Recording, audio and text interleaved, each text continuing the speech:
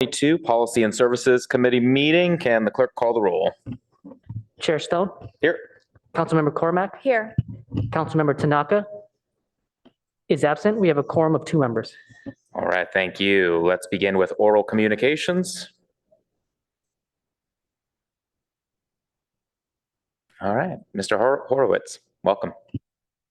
Good evening, thank you.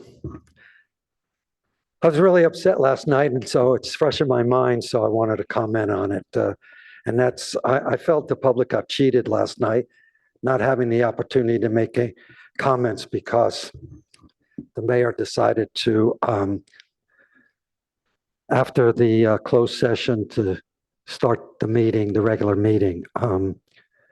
And I wanted to comment on item number 6, which was the Palo Alto History Museum, because I actually thought there would be more comments regarding this particular lease agreement. I'm going to say something also on coming Monday about it. And I hope the mayor, if he's listening, will apologize to the public for not kind of honoring the public. You know, we depend upon when you send out a web on the web approximate times, a lot of us kind of, instead of coming to the council, we depend upon those times. And I came here at 6:15, and that item on numbers, which was part of the consent calendar, was finished by 6:15, and it was supposed to go on at 6:50. But the things I wanted to say were, I was reading the Palo Alto Post, Daily Post, and they talked about this city museum having a dual purpose, and it's going to include weddings and corporate presentations and book talks. I kind of want to remind the council that within a couple of blocks, we have the Women's Club, we have the Museum of American Heritage, we got the downtown library, we got Avenidas. I don't understand, you know, the purpose of this, you know, museum. And for you to spend $10 million and then to rent it out for 40 years at $1 per year, I think someone needs to take a further in-depth look at this. Also, the other part of it that when I was reading the report, the staff report, it mentions that the city spent significant resources to reach this agreement. Over the past year, to have staff has dedicated significant staffing resources and outside legal support. You know, we're told that the staff is short staffed, that the bandwidth isn't there, and yet we spent a lot of money negotiating this lease agreement. So I don't know what can be done at this point, but I hope the city council will go back and revisit the purpose of this city museum. Thank you for your time. Thank you, Mr. Horowitz. Any other speakers? All right, thank you. We'll move on to our first action item, policy and services discussion and recommendations for the 2023 City Council priority setting process. Turn to Ms. Conn-Gaines or Mr. City Manager. Yes, I will take this. Thank you, Chair, members of the committee. Let's see, could I get the city clerk's assistance? Thank you. Just had a few slides to provide a quick summary of where we are on the City Council's annual priority setting process, also known as your retreat. Next slide, please. The retreat is scheduled for January 28th. Hope that made it on everyone's calendars. This reflects the annual step that the City Council takes at the beginning of every calendar year to establish priorities. There are a set of guidelines that have been established by the City Council to guide this process, and we're following that. We are currently proceeding with the issuance and circulation of surveys that will be used to inform the council's discussion. There are two types of surveys: a national community survey that's very structured and allows us to do benchmarking with survey results from other communities. We're also doing an open town hall platform, online platform, to enable community members to provide input in their own narrative to the city council. So we expect to have that information all prepared for you for your January 28th session. In addition, just want to note here on this slide, it shows the current priorities for 2022: economic recovery and transition, climate change protection and adaptation, housing for social and economic balance, and community health and safety. Next slide, please. Also want to note, very familiar to this committee, that the City Council approved your recommendations to establish a set of City Council values that will enable the council to focus on specific priorities for the year, while accepting and having as a foundation these values that perhaps need not be specifically called out in the annual priorities. Next slide, please. Then want to note, we have received at this point 5 initial comments of feedback from current and council member elects in terms of what suggestions would be advanced for discussion on the 28th. So again, as indicated in your guidelines, the city manager does solicit initial input, and then ultimately the discussion on the 28th will go where it goes, but did want to share these initial thoughts from, again, existing council members and council members incoming. Next slide, please. And then just to give you a quick snapshot of the process going forward, as noted earlier, we are completing the surveys and we'll have that information available for you. In addition, in anticipation of the scenario or the possibility that the council may largely want to keep priorities as they currently stand, perhaps reorganize and restate, but in large measure potentially sticking with some of the major themes that are currently in place. We are beginning the process of having departments provide updates on the status of the current projects that are being undertaken related to the existing priorities. The City Council recently received a report on that.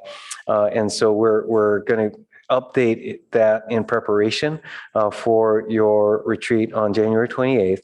And so here we have a rough outline of a potential program based on that possibility of, again, doing a slightly deeper dive on the status and potential next steps on the existing priorities. So let me run through that briefly here.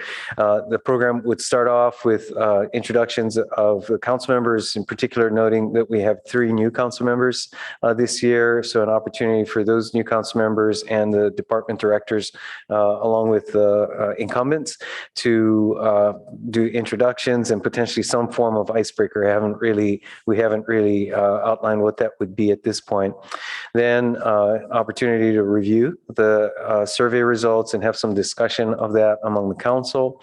Then potentially here something a little different to allow either breakout groups or really a recess in which both council members and any members of the public would be able to see a little more detailed, potentially something along the lines of, if you call it a World Cafe or a science fair,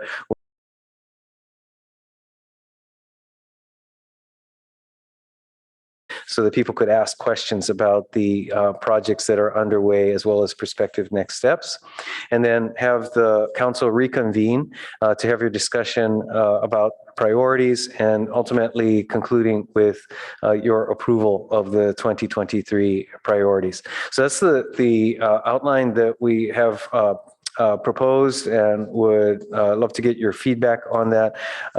We do have our facilitator that has been doing the council appointee evaluations, Mary Egan from MRG, that is available and anticipating assisting the city council with this retreat.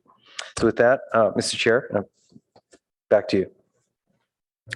Great, thank you, appreciate it. Let's go to the public for any public comments.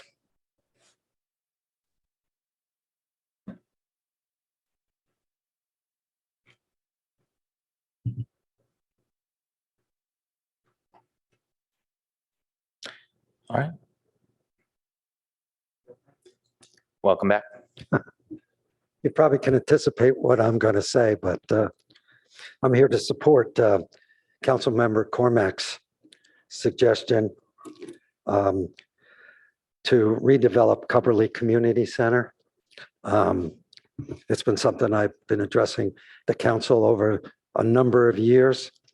I think it's really important. Number one, as I've mentioned previously, you have a lease agreement that expires in 2024 with the school board, and have to prepare for that. And then what are the long-term implications? I really believe this is an important priority. And I certainly would have put it ahead of the Palo Alto Museum as a priority. Just one other comment. The city manager mentioned about the survey. I don't know if you've tried to do the survey. It's really long. It's like 42 things, and then each item has about 10 different things underneath each. I spent 20 minutes. I didn't even get through half of it. I don't know how many people are going to fill out that survey. They're going to get frustrated. So I just want to share that. So good luck on the priorities. One other thing. I remember years ago that they said that priorities would only be on for 3 years and then it would come off.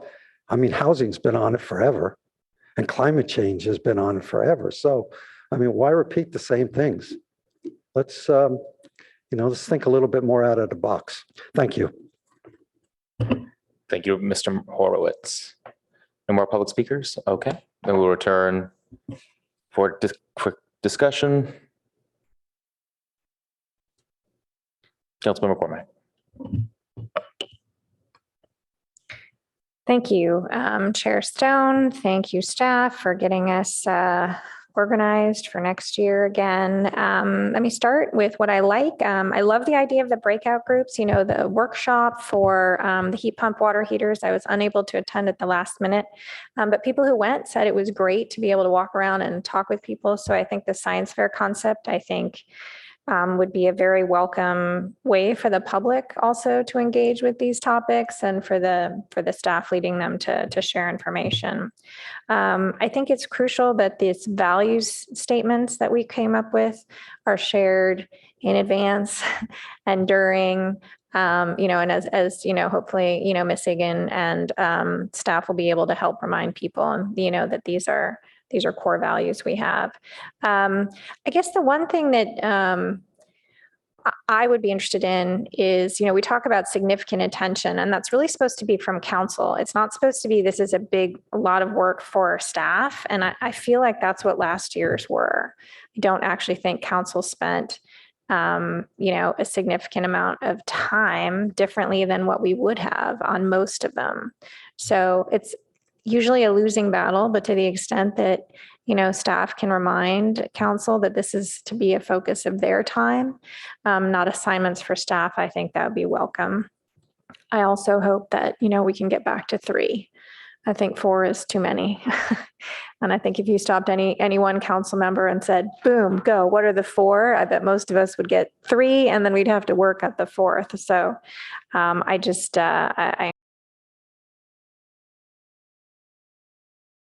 yeah, look forward to seeing how it goes. Thanks. Thank you. Councilmember Tanaka. Do you want to go first? Sure. Thank you. A few questions. So the staff report recommends continuing the 2022 priorities and said this is and said in the report, I think the quote was, recognizing the volume and nature of ongoing work on the current priorities. So can staff maybe speak more to this, the difficulty on staffing and workload, and what the impacts would be if council were to take a dramatic shift in the council priorities? And I'll say kind of initially, I'm leaning towards the staff recommendation of continuing those priorities. Otherwise, sorry, I would have done my homework and sent in what my priorities were, but I was just agreeing with the staff recommendation. So figured I didn't need to do that. So can staff speak to that a little bit more? Sure. And perhaps just to clarify, we're not recommending staying with the priorities, quite frankly, being differential to council's prerogative to go in a different direction. That said, I think we've recognized, if we just take, for example, the housing and sustainability priorities, each of those are involving initiatives that we have recognized take years to come to fruition. And it's really out of recognition of the continuity that's necessary on each of those priorities that, again, we want to be prepared for the possibility that council chooses to stick with largely the current themes in order to enable more of a sustained demonstration of what can be accomplished. Great, thank you. And the public speaker mentioned this. I've been wondering this too. So priorities generally have a 3-year limit. Can you just remind us kind of what is supposed to happen at that point? Because climate change has been on there for a while. Housing has been on there a while. We have not solved those issues. And so what would happen if we were to remove those? I don't believe there's any specific negative repercussions. Again, I think this was structured as guidance and suggestion to future councils from the council back in 2012 when these original guidelines were established. Okay. And so at this meeting, and I'm trying to remember, I feel like last year went a little different than sometimes they typically go. I mean, if we were to stick with the 2022 priorities, I guess the idea then at that meeting, we would be able to provide greater focus and dive a little deeper into each one of these. Yes, we might even be able to I'm not sure we could get so far as to go through a prioritization exercise within each, in terms of the projects that exist within each, but we might be able to get enough clarity to give staff a general indication of council's interest. And then we, as we have in prior years, come back to council on a following city council meeting with a very specific work plan for your adoption. And do you recall, I can't, how quickly that turnaround happened this past year? It's actually it's happened faster this year than it did last year. And actually last year, I believe, was the first time we had a very specific work plan of projects. So this has been a progression. Okay.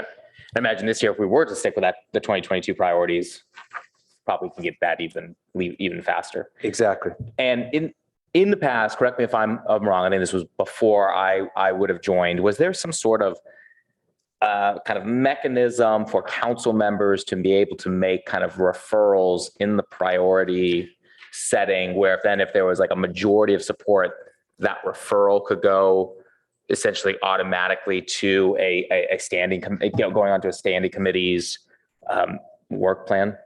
Yes, that I believe occurred a few years prior, and I may ask Molly to refresh or check her memory as well. So there have been differing.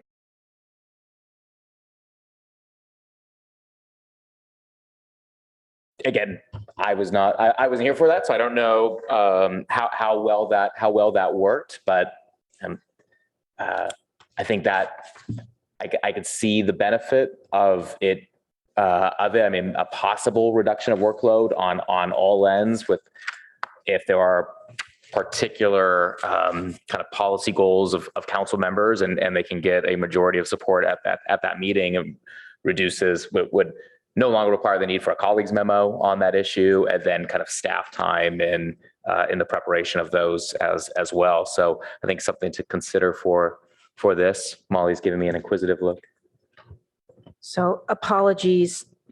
I was working on another matter while you're having your conversation, so I'm not entirely clear, but I do have a little flag in my mind about, so just wanted you to circle back for me. The council has to be careful about trying to take any definitive action at the retreat on an item that isn't specifically noticed to the public, because it is a Brown Act meeting like any other, and we notice it very broadly to allow for these very broad type of conversations about priorities and just very broad. So if there's some specific action that's contemplated, it would be good for the city manager to know that, and myself as well. And then we can make sure that we put an item on the agenda that allows for that.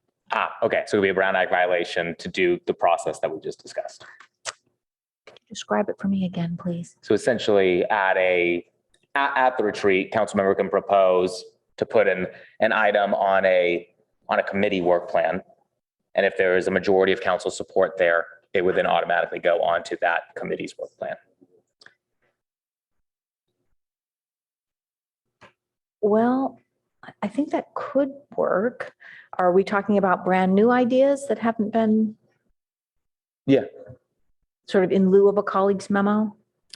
Sure. I mean, let's just take, for example, last night's discussion on Airbnb. I mean, a housing issue. So let's say instead of that going the colleagues memo route like it did in the last priority setting, a council member said, I'd like for us to address short-term rentals and give that to policy and services.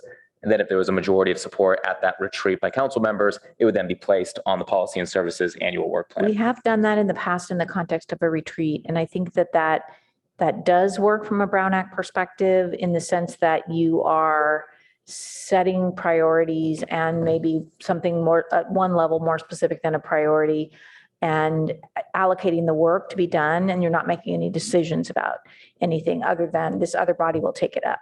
And then I think the question just becomes then for council in terms of disciplining itself. And I think this is a larger issue. If there are many new ideas and many new assignments, I mean, you're going to be hearing from the staff that, there needs to be a reckoning with prioritization and planning. Agreed. Okay, perfect. Thank you. And then just a comment. I like the structure. I always question icebreakers and how necessary, cute activities and everything. But so if it's short, great. If it's going to take a long time, I don't know how necessary that is. I did like the breakout group idea.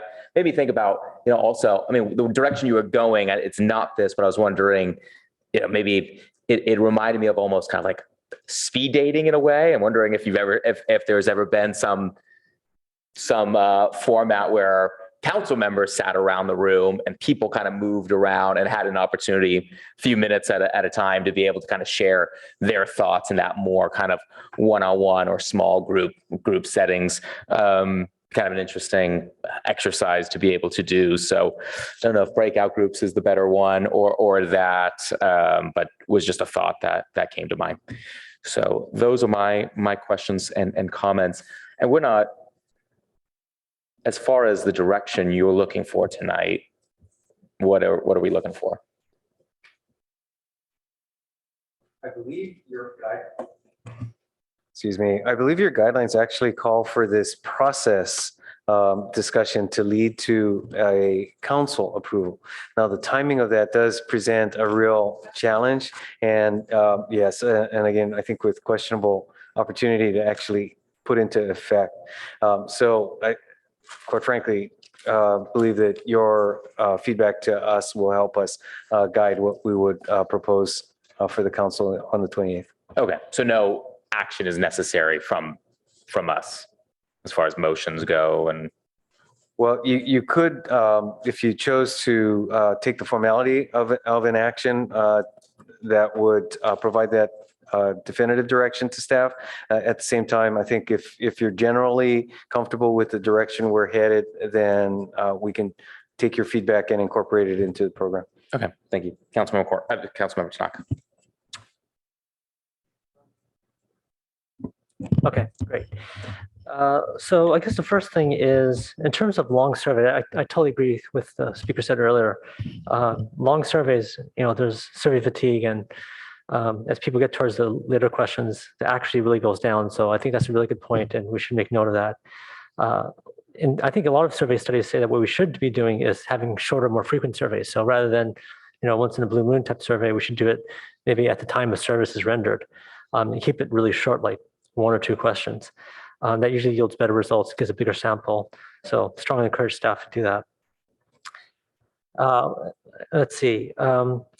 Yeah, I think one thing I didn't really see on the retreat agenda that I think would be interesting for us to talk about is kind of council meeting efficiency. I don't know if there's a time for us to do that, but I would like to do that where we can, because I talked to a lot of other council members from other cities, and I think staff here probably knows, but we probably have some of the longest, most frequent meetings out of just about any city around here. And I wonder if there's ways for us to perhaps be more efficient. Perhaps that's something that we could talk about at the retreat, but that's something I would like to see. And in terms of the comment about fewer goals, I think I agree with that as well. I think fewer goals is probably better. It's easier for people to remember and keep us focused.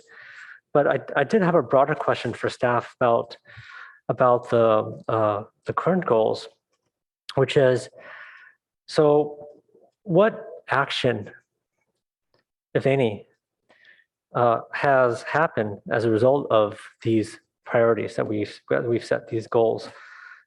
Is there anything different that we've done that we would have done differently? Is there a prioritization of the agenda? Is there any action at all that you guys could think of that happened as a result of the priorities we set at the beginning of last year or this year, I guess?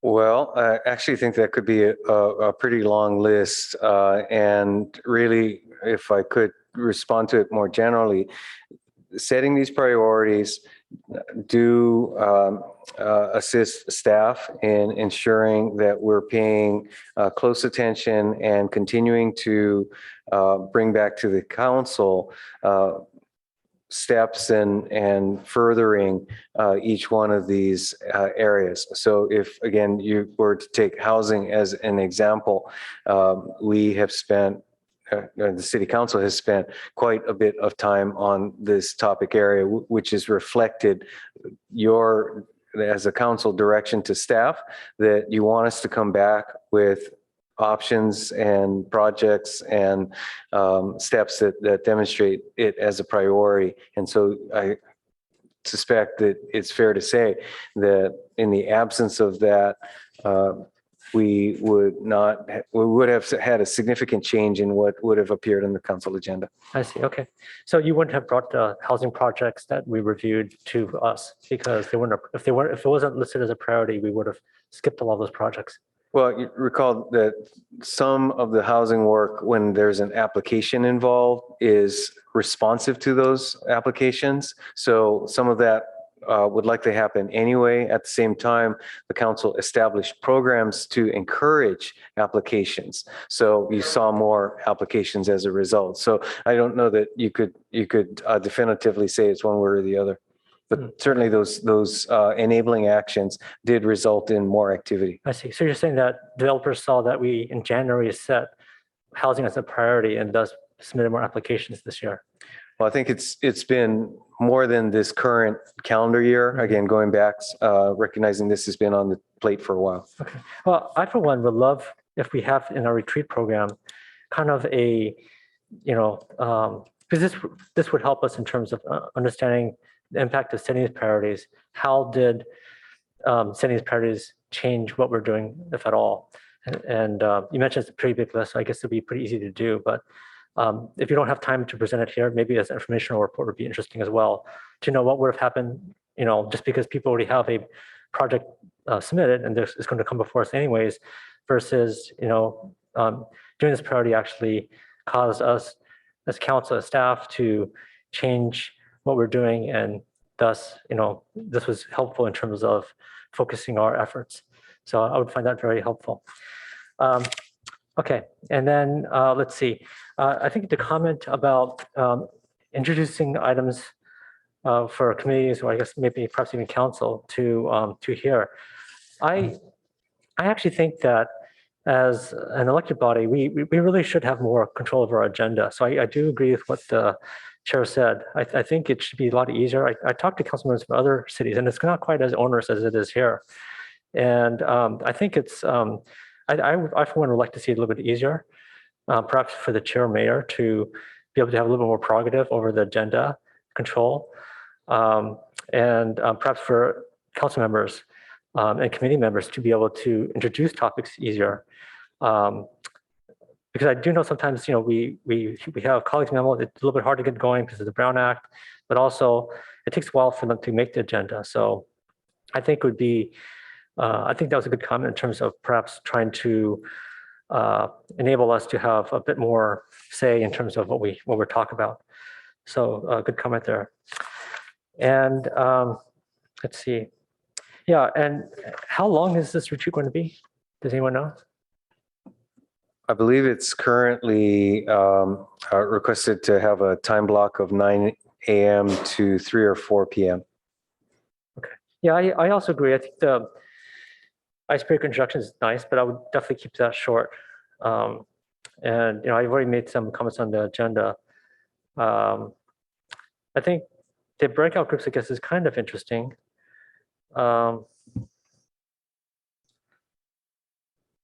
Yeah, but for me, the thing that would be really interesting is just impact of the 2022 priorities. I think that would be interesting. I think,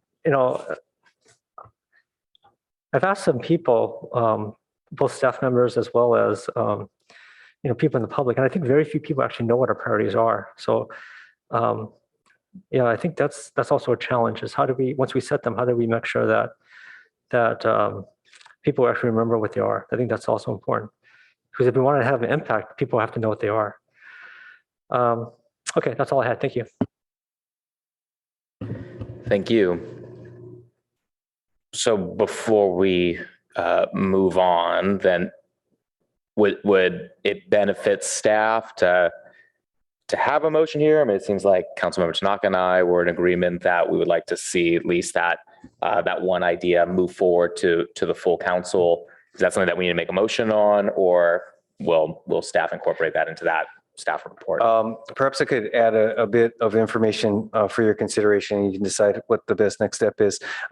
We were having a little sidebar and recalled that in this past year, or actually not this year, it was last year, that we had also on your retreat agenda a review of the committee work plans, and that was the basis for the discussion that ultimately led to adding items on those work plans.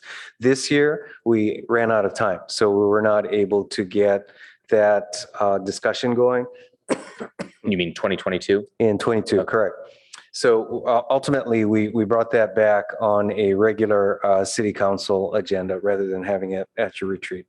Do we think, so 2023, we should be able to have that there?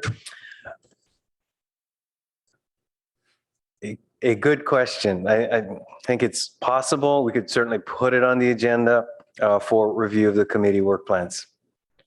And again, potentially have the same scenario. If you run out of time on Saturday, then we could bring that back to you on our regularly scheduled council meeting. Great.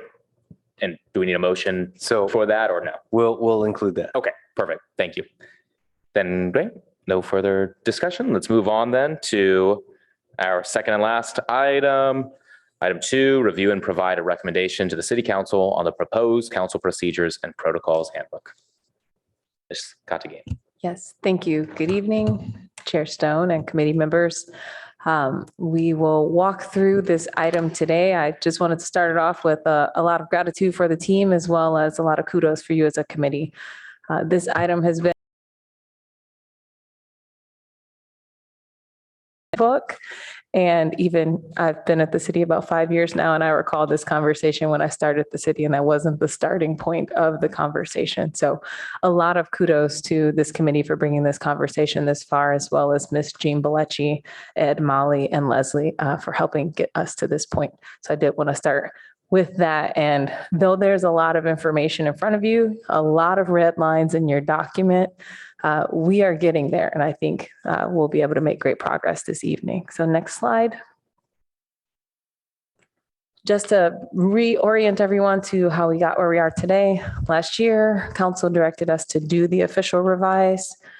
Followed by November, we went through an outline. You all provided excellent feedback, and we took that information to bring what is before you today. We will go through, there's a method to the madness we'll use for making it through the document today. And then from here, the next step is to go to City Council this upcoming Monday. So we'll be turning around any suggestions that you have pretty quickly. Next slide.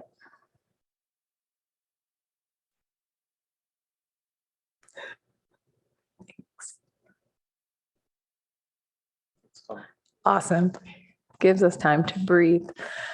So just to orient everyone to the document that we'll be looking at today, we tracked changes for some things and did not track changes for other things. So I wanted to just highlight for a moment kind of a mechanism we use. So for small cleanup language, section renaming or calling attention a change in the document, we have some sort of track changes there, just so that if there was someone comparing the old document to the new one, you would be able to see some of those small things, even something as simple as council member was inconsistently noted throughout the document. So you'll see that as something we tracked. Things we didn't track changes for were formatting, because that would make the document look very scary. Also, moving text from one part of the handbook to another. That was the good part about us doing the outline at last meeting, so that you had a general sense of where we were moving things to. And lastly, if we had to replace an entire section of language based off general updates necessary or complying with law. The best example of that is the telephonic meeting participation. There's just new laws around it. The language needed to be replaced. Next slide, please. And then throughout the document, there are tables. And so in this presentation right now, I'm going to walk us through just the topics of those tables so you can see them. I referenced the packet page as well. And this is where we would love to spend our time this evening. So in the document, we have proposed existing language and proposed language for these sections. The titles, the topics of these are listed here. I won't read them all to you because we're going to go through them.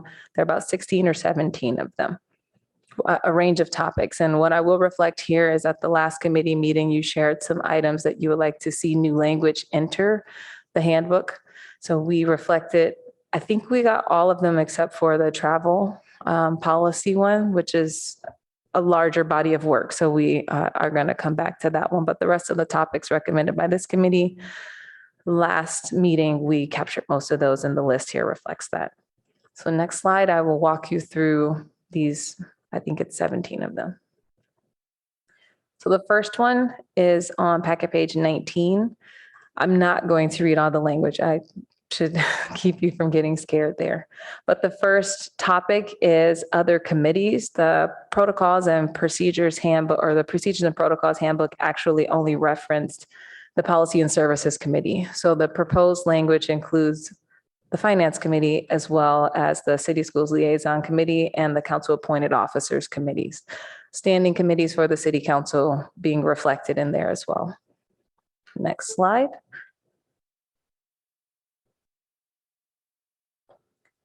The next suggestion is on packet page 20, related to the committee as a whole. The council has the ability to create an ad hoc committee or to convene as committee of the whole. And from recent experience with doing the committee of the whole, there was a suggestion of removing this as a tool for the council, because it's almost like a council study session is how it works in practice. So this is a discussion opportunity for the committee, but this is one that staff flagged as we were going throughout the document, because it's not something that is often used by the council. And the most recent example was actually a little bit more complicated than I think was the intent when this language was added to the handbook. Next slide, please. And we can come back to these, Chair, unless you want me to stop throughout. It might be, if questions arise as we go through, if council members can maybe ask that. I think that might be the easier way to do it. Perfect. Cool. Councilman McCormick. Can we go back to committee of the whole? I recall we've used that for rail, and I recall we used it for budget during the pandemic crisis. What's the problem? I'm not quite sure I understand the problem with the description. So it's not that there's a problem, it's that the committee of the whole is essentially the council meeting in a study session format. So it's a different title for something that is functionally not distinct. And there was an occasion in the rail scenario where the council meeting as a committee of the whole wanted to take an action. But when we looked at that procedurally, we decided that the council had to make a recommendation To ourselves. to yourselves. And so it required a second step that seemed to not Unnecessary. add any value. Okay, so, and maybe when we were doing it for budget, we weren't really acting as a committee of the whole. We were just using that phraseology because it was not study sessions when we did budget. We did not have that go to finance that year, right? I think it's the same issue. And so we called that committee of the whole. We But use then that phraseology. I don't know if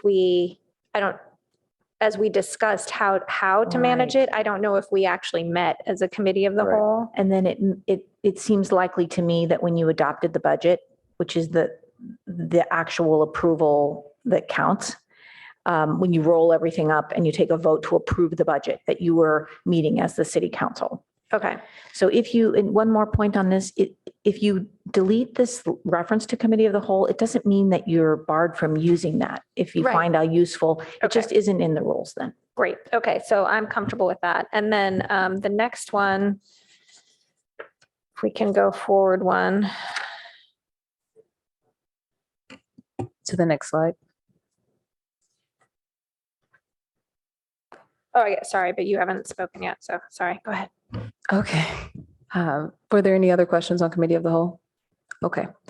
The next one is number of times for telephonic participation. So I believe it was earlier this year, it was clarified that the goal was for 5 times a year, not 3. But it was a little unclear of whether the 5 times was cumulative between city council meetings and committee, or if it was 5 for city council meetings and 5 for the committee. So we just highlighted that so that it can be enumerated more clearly based off of the intention of the council. Any thoughts on this one in the moment?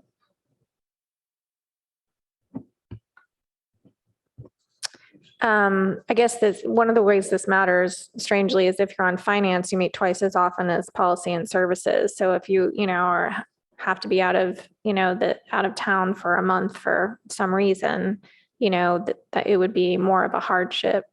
I guess every committee, like rail committee, CAO committee, right? This is all of them. Could we just say standing committees? I'm just trying to strike a balance between someone who's on a lot of committees and happens to be out and is going to use them all up in 1 month.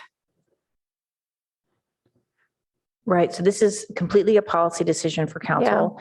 I would avoid the word standing because there is no definition for that. And there's Okay. disagreement about what it applies Yeah, to. and So we're we should always- list them. We're always sitting anyway. I don't know why Yeah, we call them exactly. standing committees. I'm comfortable with 5. And you know what? If it's a problem, then the council can fix it, can change it going forward. But I think that's enough to give people some flexibility if they need it in advance and some, and then we have just cause. Okay. Great, thank you. So just to be clear, this sentence about just cause doesn't add to, okay. Yes, I was going to reference that in the new language for telephonic participation, there are a lot of details around when you can apply the new law on that versus standard Brown Act. And there is a cap for how many times you can do just cause.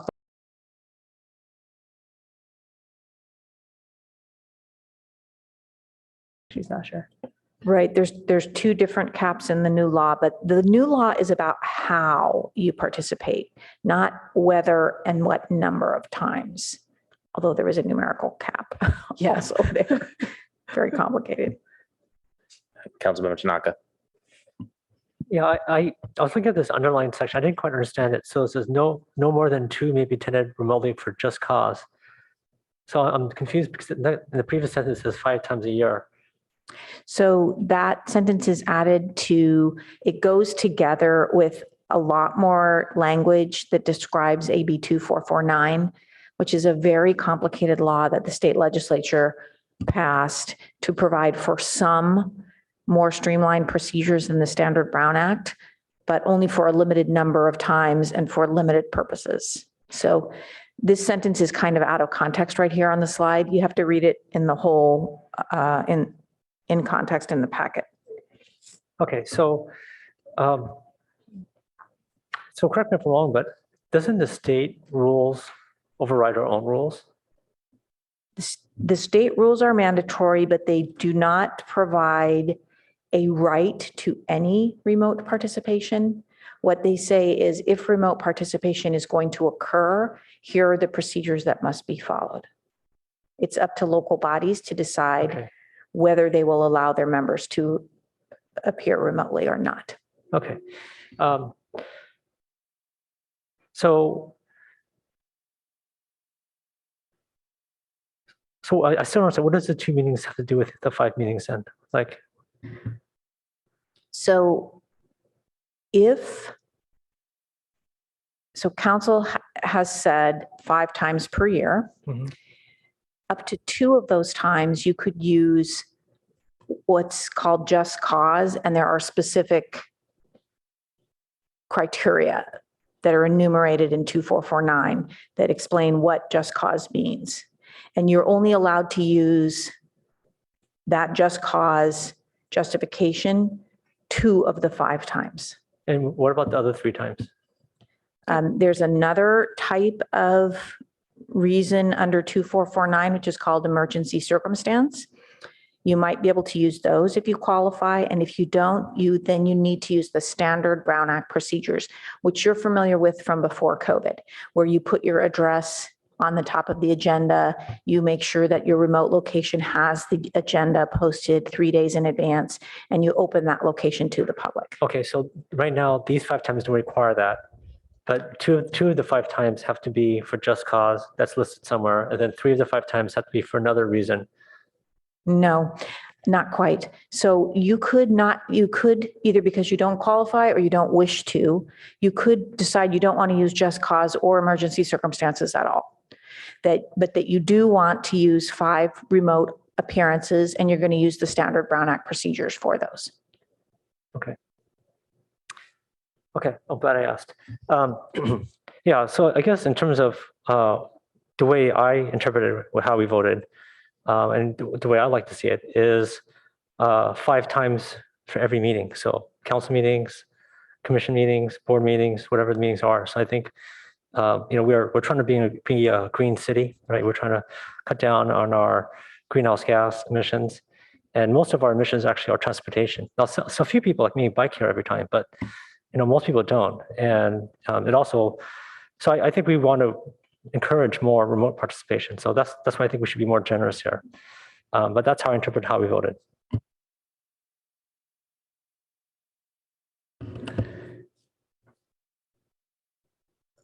I'm just trying to think how to structure this. I mean, Molly, as far as like taking motions as we go through, because we haven't done public comment yet. Right. So you could do public comment all at once, or you could pause at some point and allow the public to comment. Okay, let's do that. So that way we can do motions as we go through each one of these. So let's take a pause and go to the clerk for public comment.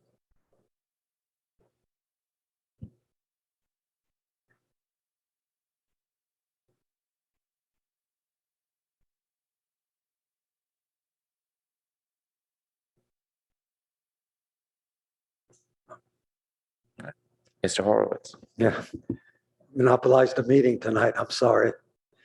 Just two things that I looked at in reviewing these documents. On page 9, can I go to page 19? Just City School Liaison Committee. I've addressed this before to the City Council, full council. Just maybe a little bit of refining the definition to include, things like the Coverly site, which is kind of a joint venture thing. So maybe because the way it kind of reads is it just share information, collaborate, and coordinate on issues. I just thought maybe a little stronger language, a little more definitive language, so that Coverly could be included. And then the other item, since I addressed this earlier this evening, I really felt like the public got cheated on Monday night because they didn't get a chance to speak during public comments. I know Mr. James tried to get through, but it was a little too late. So really do allow the mayor or the chair of the meeting, normally we always get public comments. And that night, we didn't get any public comments. So something must have gone on. So allow that a person who wants to offer public comments. I think what could have happened on Monday night was maybe to take the city manager's report earlier, and then that way you would have gone back and been on schedule with 6:30 with public comments. So maybe the language on page 45 needs to address to make sure that public comment is always available at your meetings. Thank you for your time. Thank you. Okay, no more. We'll come back to council discussion. Councilmember McCormick. Can I ask a process question? Because I've got extensive notes that will not probably be covered by all this. So will there be time after we go through all the slides to talk about the things that have not been yet covered? Through the chair. Yes, I wanted to flag these policy discussions so we can be clear which direction the committee wanted to recommend, but I assume that the committee would also have some Okay. proposed edits on the others. Okay, thank you. Okay, thank you. On this, Councilmember Tanaka, were you interested in a motion on your recommendation?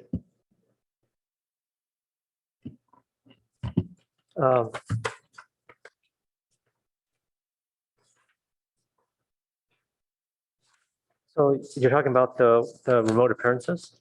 Hey, can we have the slides back up? Yeah, on the number of meetings for. Oh, okay, Or- sure. Yeah. Let's see.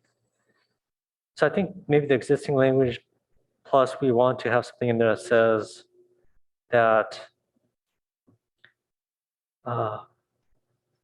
it's 5 for each meeting. Maybe insert that in before this includes remote attendance at meetings. Or maybe after it. Okay, that's my motion. So a quick maybe clarification of staff. Right now, the only meetings where this applies would be council meetings and committees. This does not apply to boards and commissions for council participation. Right. Okay. That's correct. So, so with that understanding that it's just that it would just be to the council and council committees, I'll second that.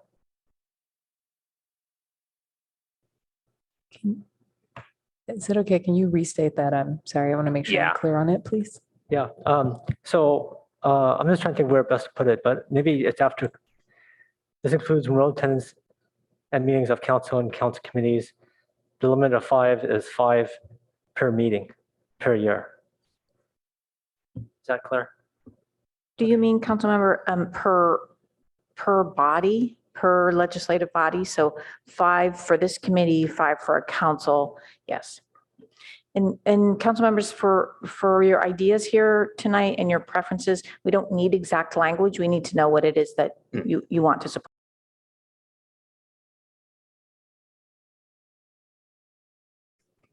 Great. Councilman McCormack?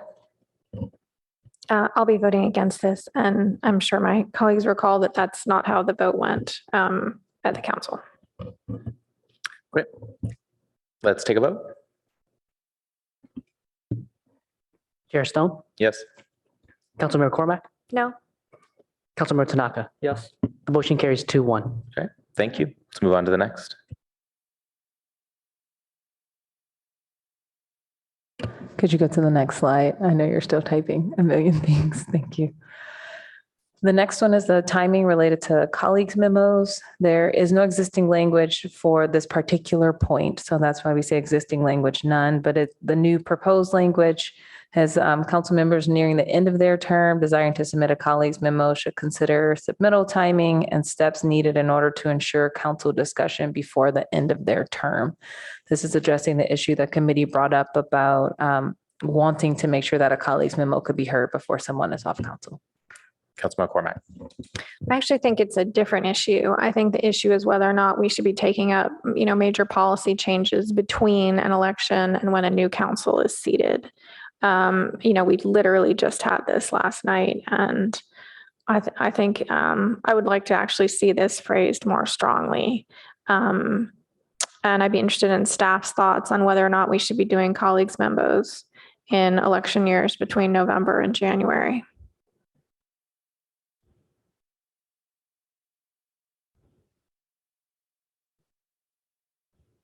I mean, we're worked so hard to get politics out of these 2 months.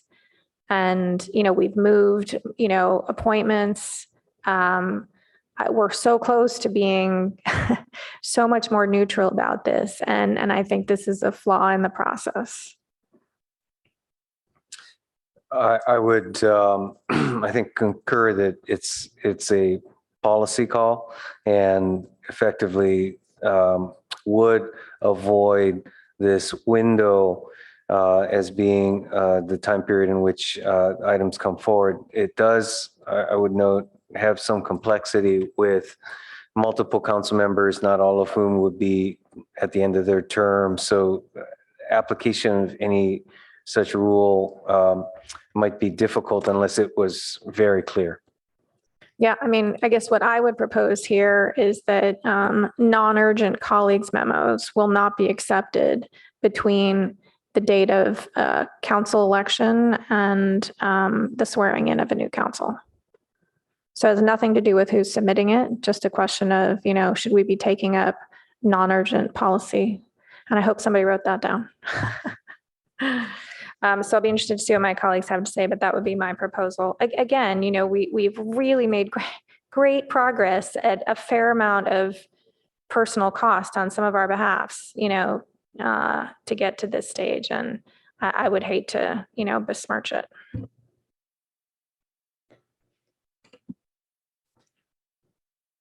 Through the chair, is that in place of this language, Councilmember Cormac, just to be? That would be my clear? idea.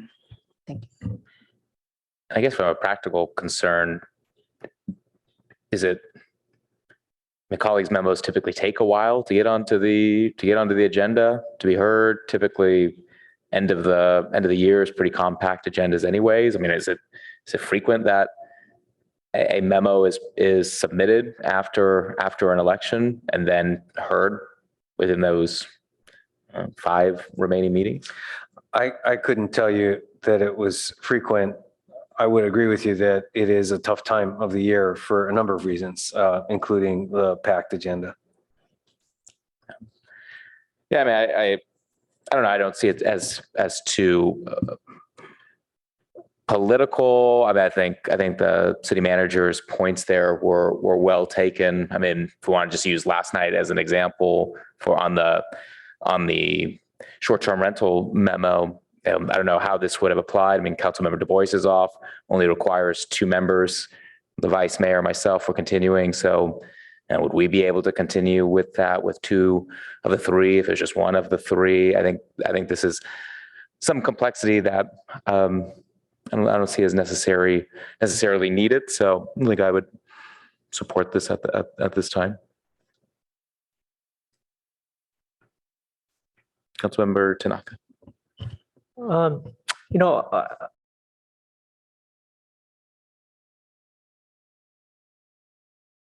that's right.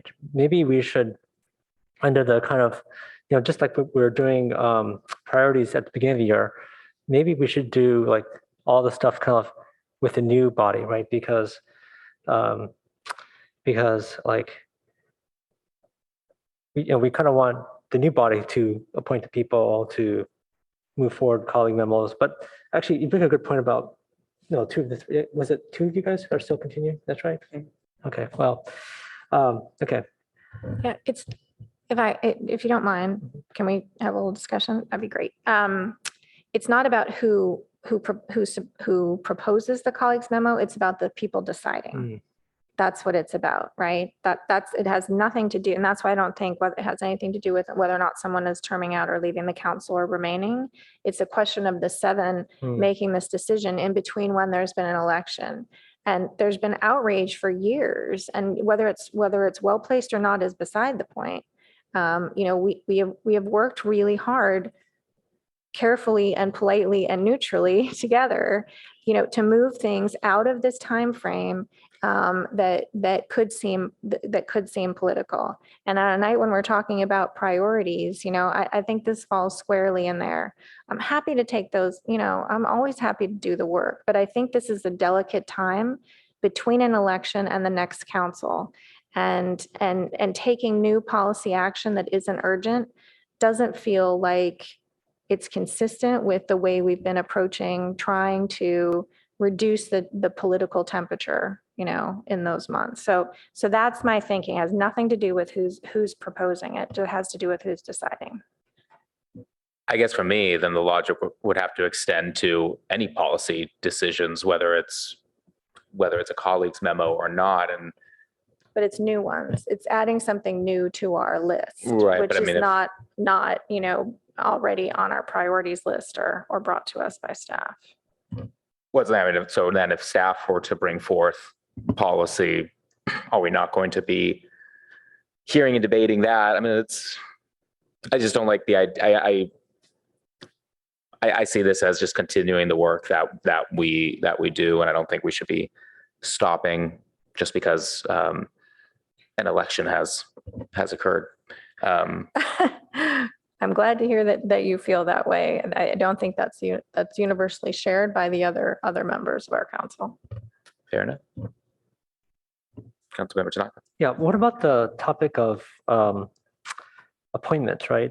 Whether it's, you know, to our boards, commissions, local bodies, whatnot, you know, what's the rationale of, I mean, maybe we should try to do the appointments when the new council's seated.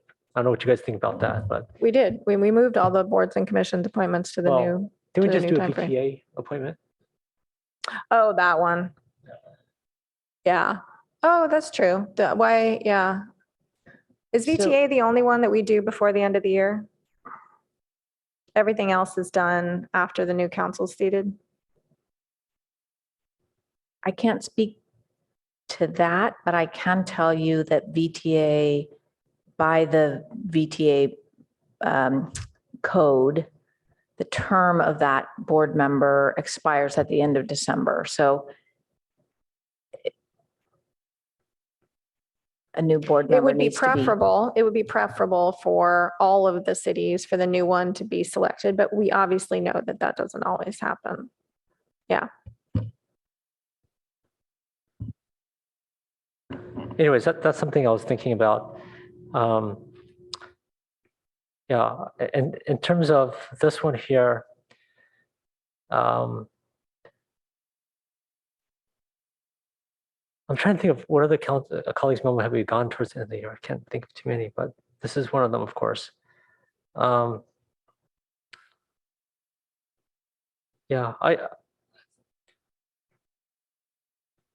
just across. When did you guys actually submit it? I don't know. Okay. the staff. The staff know. Good question. I don't recall. It may have been 30 to 45 days in advance of that. Although actually it'd be more than that because we did have some back and forth on the substance of the memo as well. Okay. I mean, because I think that's another issue. Sometimes there's colleague memos and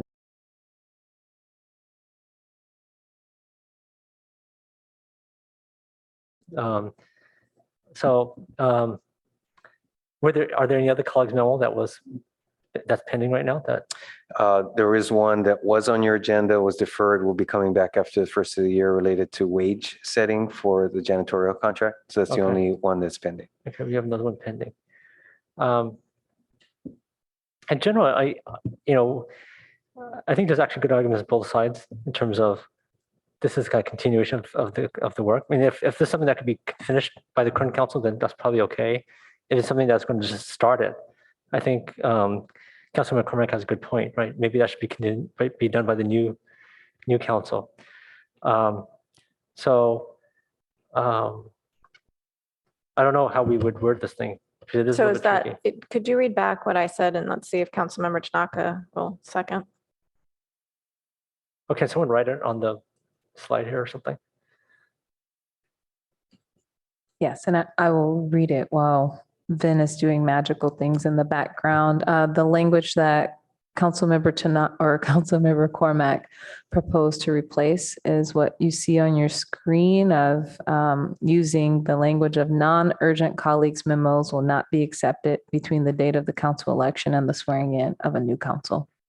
Would Councilmember Cormack reconsider maybe a slight change, which would be, because I think the chair has a good point where if we are able to, as a body, make a decision, that's to me, that's just finishing the council's work. But if it's just kicking it off and it's going to take another, year to get it going, then that's also kind of an issue, right? So you would say non-urgent colleagues memos that will not result in action completed by the end of the year. Something like that, yeah. Okay. Will not be accepted between, okay, that's fine. Yes, I will. Because I think the chair had a good point about it is our work, but if we're just kicking it off and we're not going to finish, then what's the point, right? Because maybe the new council has a total different point of view. I guess my other thought here is, I mean, our handbook is also just talks about kind of the process of colleagues memos, and there is a mechanism to have a colleagues memo voted on that night, but it only happens when there's no staff resource or implications. So the typical process is this then moves to a standing committee and then still doesn't get voted on by council. So if the concern is having the next council be the one to make the decision, they are making the decision. And then it goes to a committee. If they want to kill it there, they can. Then we'll come back to a full council vote. If they don't want to accept it, then they can. So I don't really see this as being necessary to address the problem. If the clerk could please add one word that will not result in actions. Thank you. Okay, see no more lights. Let's take a vote. Councilmember Tanaka, Yes. Councilmember Cormack, Yes. Chair Stone, No. the motion carries 2-1. Okay, thank you. Let's move on to the next.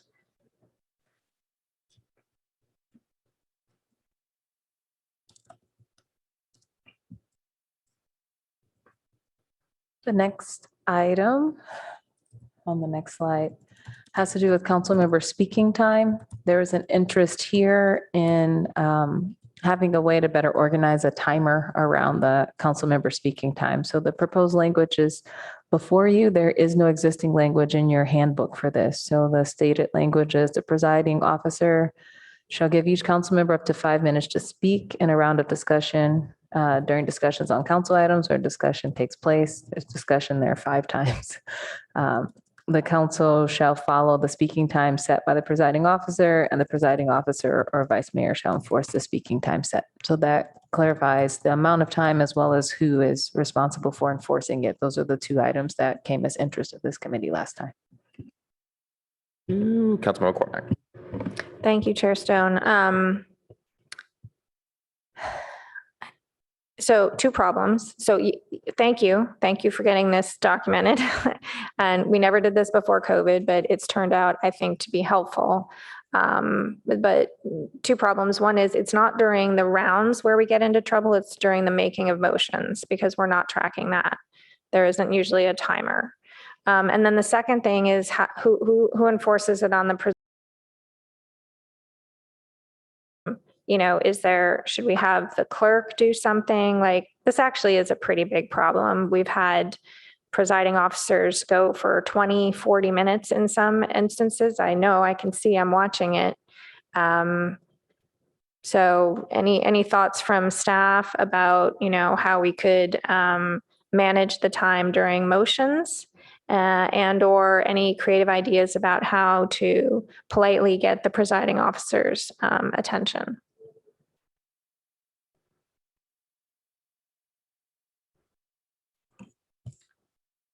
Well, on the latter point, I would imagine that we have gotten accustomed to chimes, which are not necessarily a hard stop. But if there were interest in, say, at 5 minutes, there would be a chime that would be a clear indicator. To your point, there's really no more forceful means of stopping the discussion rather than everyone being aware of it. I wonder if what we could do is sometimes some of us, as we see our time expiring, we know that we'd like a little bit more, we ask for, and I think we almost always receive permission for more time. So maybe we should actually codify that, say that just to help council members be aware of time. I'll be interested to see what my colleagues have to say. I think this is actually a big problem. I've spoken with some of the incoming council members. I remember when we went from 9 to 7, it was me. There was so much hope that, council meetings would be shorter, and they weren't. And then with COVID, they've just gotten longer and longer because we start at 5, which we have never done before. So I think that the length of the time of the meetings is problematic. It's problematic for us. And it's certainly problematic for the public. So this is our one chance to kind of see if we can tighten things up. So I'm really interested to hear what my colleagues have to say.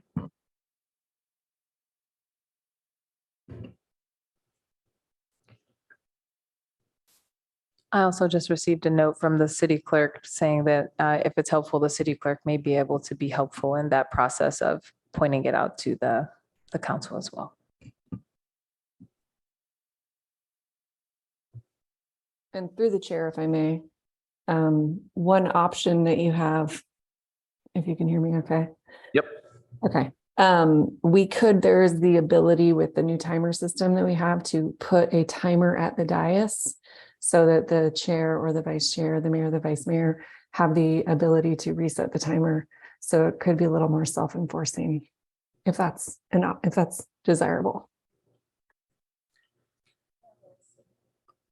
Yeah, I think that would be helpful. I think we all recognize that this can be a problem.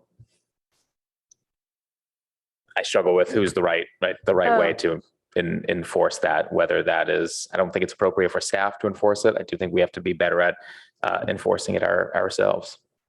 Leslie, sorry, are you saying we go back to what it was like before COVID, where the mayor actually managed the time? However you choose to do it, but we have the Okay. ability to have a timer at the clerk table as well as one anywhere you would like on the dais for one person to control it from the dais. Yeah, because in the old days, this was before your time, there was this big old machine here and the vice mayor ran the time for people who were speaking, but we didn't time ourselves at that point. So. Councilmember Tanaka. Yeah, I have to agree that I think meeting efficiency is definitely a big problem. And I think it limits what we could do. I kind of see the expression on staff's face as it gets super late and they're like ready to die. And, I just wonder, are we doing a service to the public, to ourselves, to staff? And I don't think we are. I think we need to do way better than we are. So I think we could do, we're all capable of having much more effective meetings. One idea I have is maybe what we should do is for a meeting, there's like a bank of time each council member has. And, maybe, I don't know, 30 minutes, I don't know, 20 minutes, I don't know, whatever seems to make sense. And, you could use it from the bank. This would probably have to be administrated by the clerk. So yeah, if you want to talk more about the certain item, great. Then you have less time on the other thing. But that way, at least our meetings are kind of a defined time versus right now. Yeah, I mean, we have these filibusters and it goes on, and it's hard, right? It's not great for anyone. So we need a way around this. But I think a bank of time is maybe a better thing because some items, people don't want to talk a whole lot about. That's fine. But then, I think it would be interesting if we actually looked at how much time does each person take, because I think this can be widely different. You're going to see some people talk a lot, and I think just in terms of fairness, in terms of this keeping our meetings manageable, having maybe a predefined like bucket of times for each council member to speak is maybe the right way to go. That way, the meetings are not going to be over a certain length of time. Because once you use that bucket up, you're done, right? So people will have to think about where do they want to spend their bullets, right? Do they want to spend the bullets on agenda item 4 or 5 or 6 or whatever it happens to be? Go for it, right? But I think that needs to apply to everyone, including the presiding officer, because it is a problem, and I think it's frustrating to a lot of people. So I'm supportive. But I'm just kind of throwing an idea out there. I don't know if there's other ideas, but I think the problem with just 5 minutes to speak is that, I think let's say, for instance, you don't say anything for one item, you just lost your time there, right? So I think that's not quite right. So that's why I'm thinking more of a bank of times makes more sense than having, I know it's a little bit more complex, but having that administrated, or maybe there could be a bar chart somewhere where we see everyone's time is kind of going down. So we could see that if someone wants to filibuster for 10 minutes, they're using up their bank of time, and then they're going down to 0. And then at that point, maybe what we do is we shut off the mic, and the mic no longer works or something like that. But I think the other thing I was thinking about just for more efficient meetings is why can't we use our voting button? Like Zoom has an ability to vote. Why can't we vote electronically? But that's the other thing that kind of makes me wonder, just in terms of meeting efficiency. But I know I'd love to hear my colleagues' ideas about how do we be more rigorous about this. So, Mr. Chair, one point. So as long as any member is participating remotely, the Brown Act requires a voice vote. That's why. And through the chair, if I can weigh in, we actually are testing right now a live meeting option for you to be able to vote digitally on a mobile device and have it displayed on the screen in the council chambers as well. I understand that the Brown Act will still require a verbal vote, but we are working toward, and tested it last night, in fact, digital voting. So hopefully in January, we will be there. Great. Thank you for that. I mean, for me, in the absence of a better system, I'm fine with the proposed language. If anybody wants to propose a motion. All right.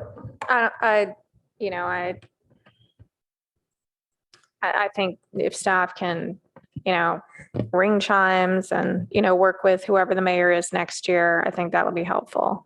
I do think this is a broader discussion that I hope will be appropriate at your council retreat about, meeting efficiency.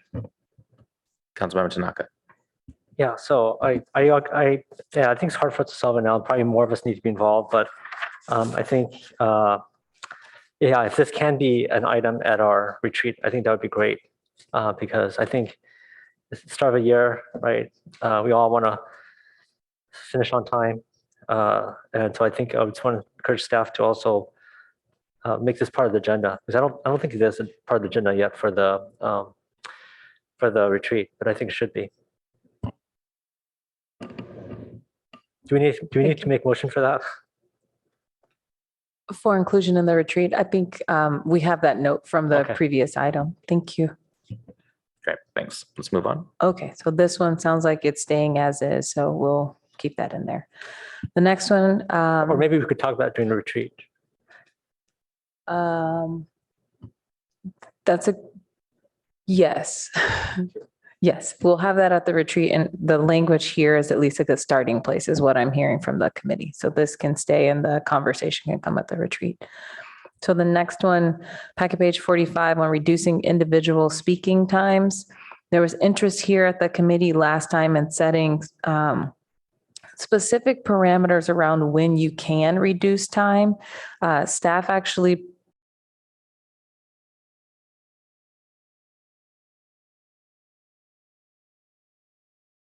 the last committee meeting. So just to compare the options, right now it says presiding officer will announce the time that each speaker may use. The council generally allows 3 minutes per speaker, but a shorter time may be designated when there are many speakers or items on the agenda. The language expressed at the last Policy and Services Committee related to this was that it would be more prescriptive of the presiding officer may reduce the allowed time. If there are 10 speakers, under 10 speakers, each speaker would get 3 minutes to speak. If there are more than 10 speakers, then it's by the discretion of the presiding officer to reduce the time to 2 minutes or less if necessary to accommodate a larger group of speakers. The difference there is just how prescriptive you want to be. The staff recommendation was the first one gave you the ability to decide based off of what the circumstances were. I think there's probably a happy medium. I agree that the first part is fine, but then afterwards you could say, for example, if there are fewer than 10 speakers, usually speakers will each get 3 minutes. If there are more than 10 speakers, often the presiding officer will reduce the speaking time to 2 minutes. I mean, I think this is less about us and more about informing the public. I don't know if we want to be that way people sort of have a general idea, but we're still preserving the ability for the presiding officer to make a different decision. That would be my suggestion, but I don't know what staff thinks. Yeah, and I agree. That's why I like the preferred language, but I'm fine with Councilmember Cormack's suggestion if we want to make an example. I mean, both are the same. I think this is most important for the public to understand what to expect when there's a lot of speakers. And I think there's a lot of confusion because we don't have much consistency on this. And so that's where I'm at.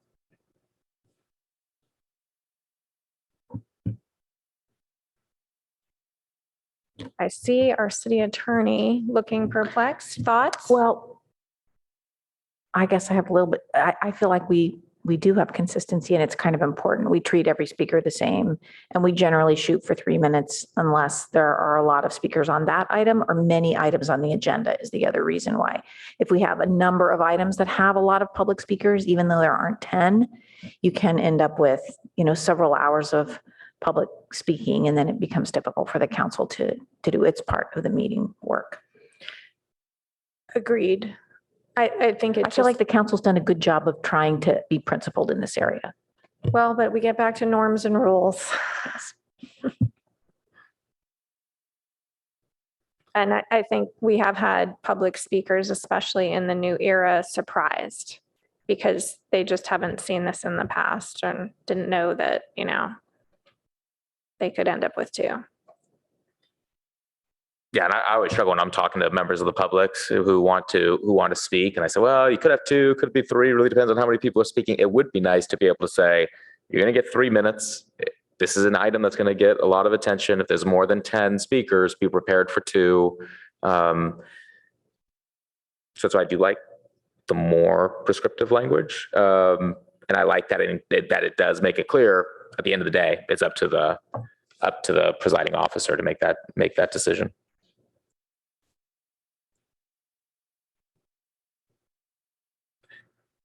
So I'll make a motion that that we take the PNS alternative language. Is it my changes to it or is it as is? As is, but if you want to, if your second is conditioned on your changes, that's fine. My second is conditioned on the changes that soften it. That's fine. I'll accept that.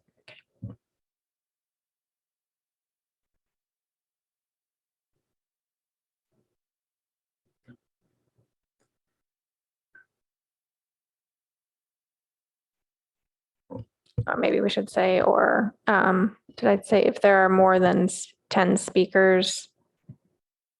I think we can just get rid of the part in after that part until the word then. May choose to reduce the time for each speaker. Thank you so much. Further lights? Can the clerk call the vote? Chair Snow, Yes. Great, thank you. Next. Awesome. The next one is on group speaking times, and I know he's cleaning that up, so I'll just jump into it. I think this one just reflects what this committee asks us to do.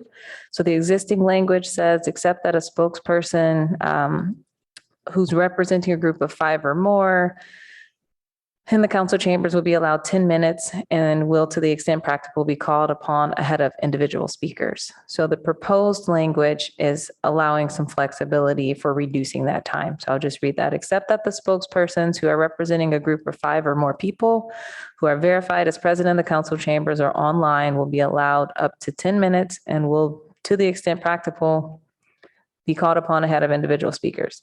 If the presiding officer reduces the speaking time for individual speakers, the total speaking time for a spokesperson will also be reduced as determined by the presiding officer. So that last sentence is allowing you to reduce group speaking time. I think the only thing that's unclear to some people is that you have to request to speak. It's not enough to just be present in the council chambers or be on the Zoom. You actually have to turn in a card, right? Or raise your hand in order to be counted. Is that right?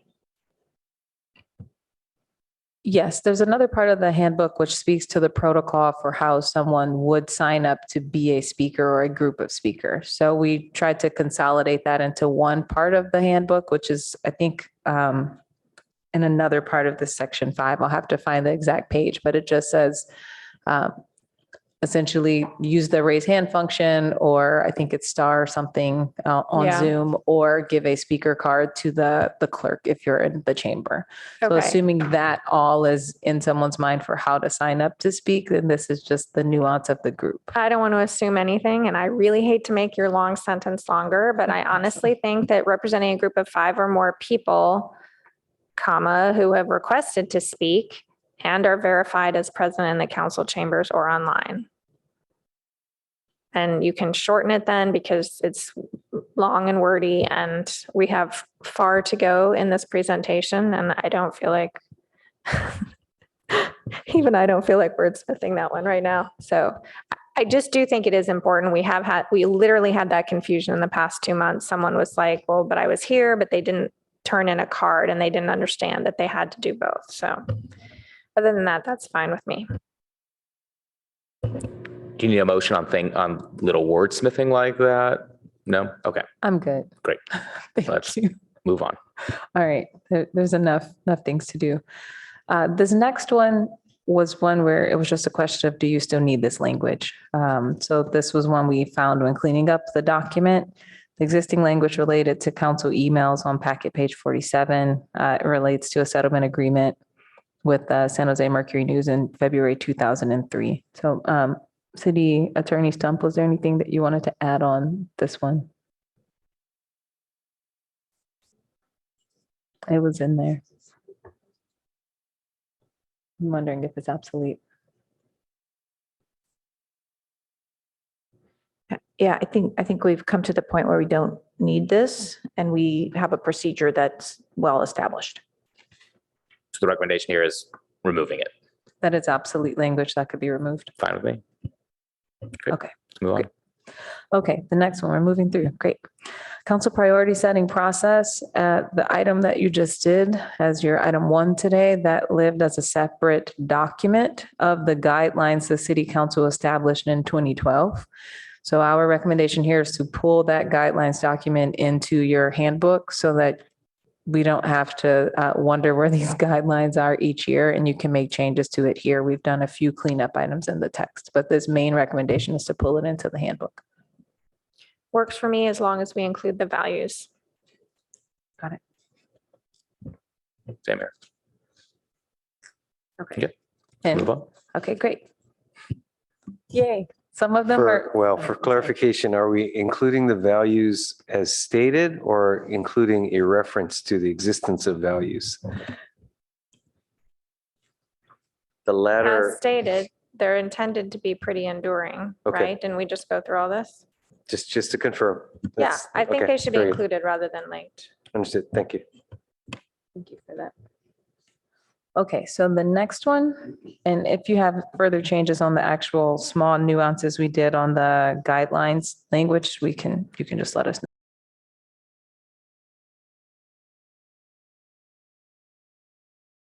This committee of something to be included in the handbook that really emphasized that rude, unprofessional, and disruptive behavior is not acceptable. So we added one small line in the document that just kind of clarified that it was an existing item. It was pretty small. Pushing that a little bit further, if the committee wanted to make the recommendation to the city council to also have language about public censures, we crafted some language here that the city council, the committee could consider recommending to the council. So just go, it's rude, unprofessional behavior is not acceptable. That line is in there. That seemed clear consensus, but whether you wanted to push that dialogue to also include full language on censure, that's a discussion here. You know, regrettably, I think we need to have it. I hope we never have to use it. But this is one of the pages I had flagged. I think there is a very large chasm between self-enforcing and censure. And I'm hopeful that we could find something else that's just like a verbal warning that wouldn't be such a formal, scary word, but would be sort of an opportunity for council to say, hey, this thing happened and we noticed, and, it'd be great if, we all remember that we're not supposed to do that and please don't do it again. I just think there's a really large gap between these two. And, if we think of ourselves as a learning organization, I certainly made a mistake and, information was shared with me and I corrected it, and I would hate to see, I'm just interested if there's something else in between these two that we could add. So we have a menu, as it were, to choose from based on the perceived severity of the conduct. And, it could be as simple as something in council member comment, or maybe we recommend that, the mayor or, speaks with someone privately. I don't know what the right answer is, but this just felt like a really big leap from, you are all supposed to do all the right thing all the time and you're supposed to know what to do to, now we're going to have we're going to have an investigation potentially, and it's about due process rights. And it does feel like there's something in the middle. So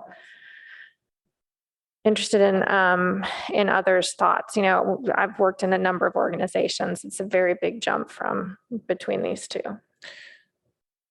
I agree. For me, that last phrase in that first sentence, censure is an available means of enforcement, necessarily means that all those other options that you suggested should come first is available for the presiding officer or other members to be able to do that. And I would hope that censure would be kind of a last resort.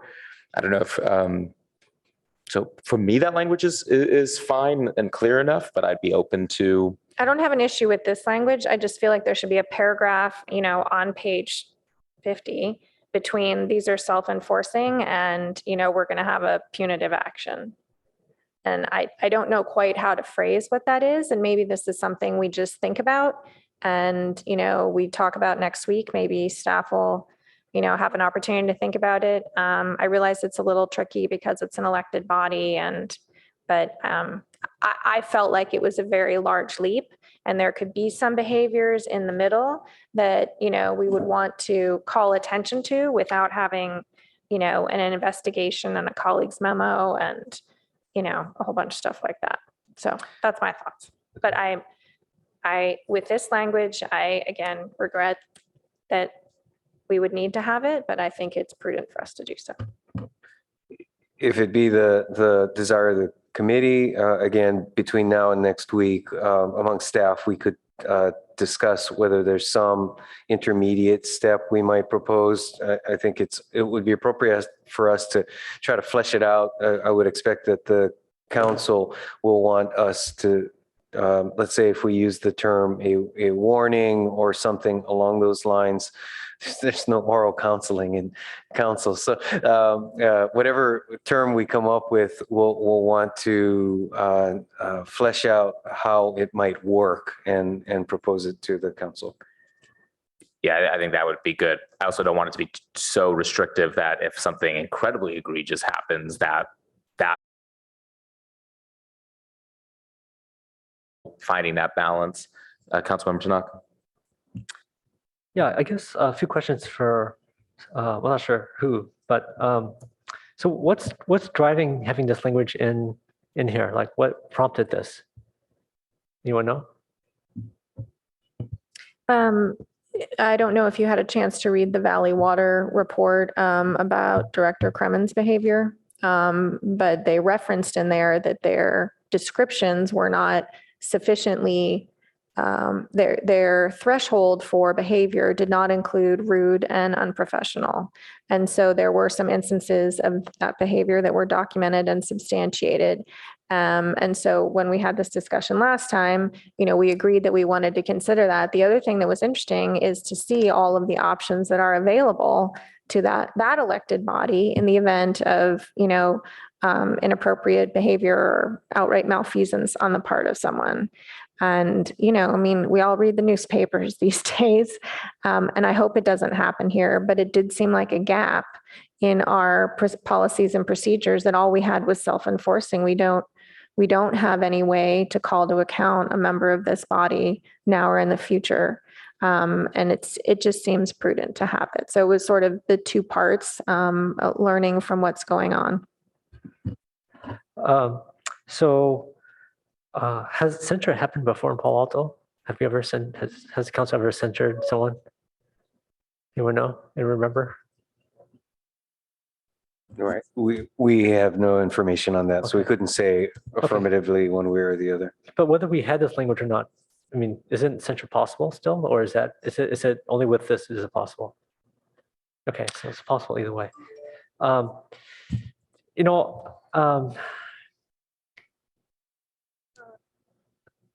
hear what you're saying about the Valley Water, but I'm also kind of in favor of trying to streamline our stuff. So if we could already have that capability, do we really need this? And just trying to keep things simple because because this is not necessarily enabling us. We could already do this already. Is that not right? So rather than, it's kind of like in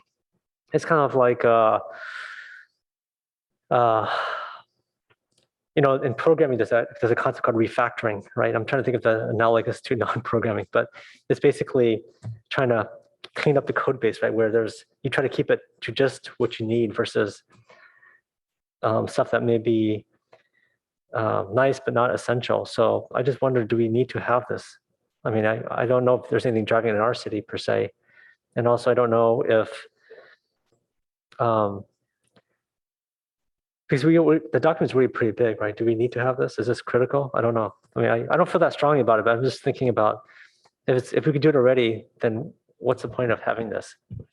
When we did the boards and commissions handbook, one of the things that was important for us to do at that time was to document procedures that would be used if people violated the terms of the handbook. So to me, this is the same concept, right? We just really, really hope we don't need to use it. But if we do need to use it, we should have described in advance what will happen and how we will do it. And I agree with you. Like, this is not my idea of a good time. I hate adding, and I don't want to add things to this. But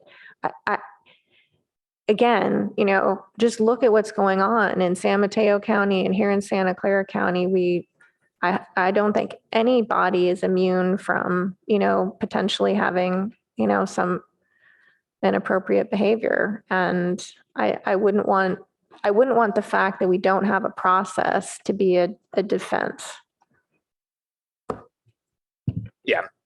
I agree. I think it also comes down to, I think, this idea of the due process rights. I think it's important for members to know what is the process if you violate these rules. And even though we can still do it, I think that's a valid defense for somebody to bring up. Say, well, I didn't realize there was repercussions to my actions. And yeah, we're having more and more examples of where this is necessary in other communities. Let's pray it doesn't happen here, but let's be prepared for the worst. So should kind of what Councilmember Cormack said earlier, because she's right, censure is pretty extreme. Are there other things? I mean, is this complete enough then as is? I mean, should the other steps that you mentioned be in here as well? Yeah, I think if we need a motion, I'm happy to say, accept this and ask staff to come up with something in between self-enforcing and censure for our consideration next week.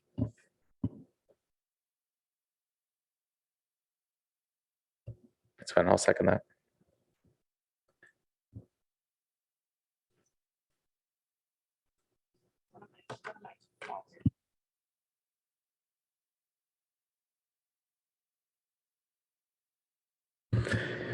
Great. Can we take the vote?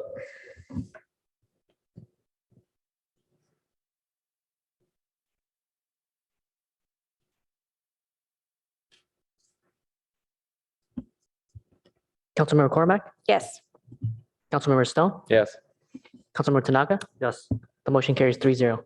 Great. Thank you. Let's move on. Thank you. The next item is the voting delegate for the League of California Cities Conference. There's no existing language on this, and this is just making clear the expectations of our city council of the voting delegate, that they would only be voting on items established, already voted on from our city council in preparation of that conference. So this is the intended language for that. Thank you.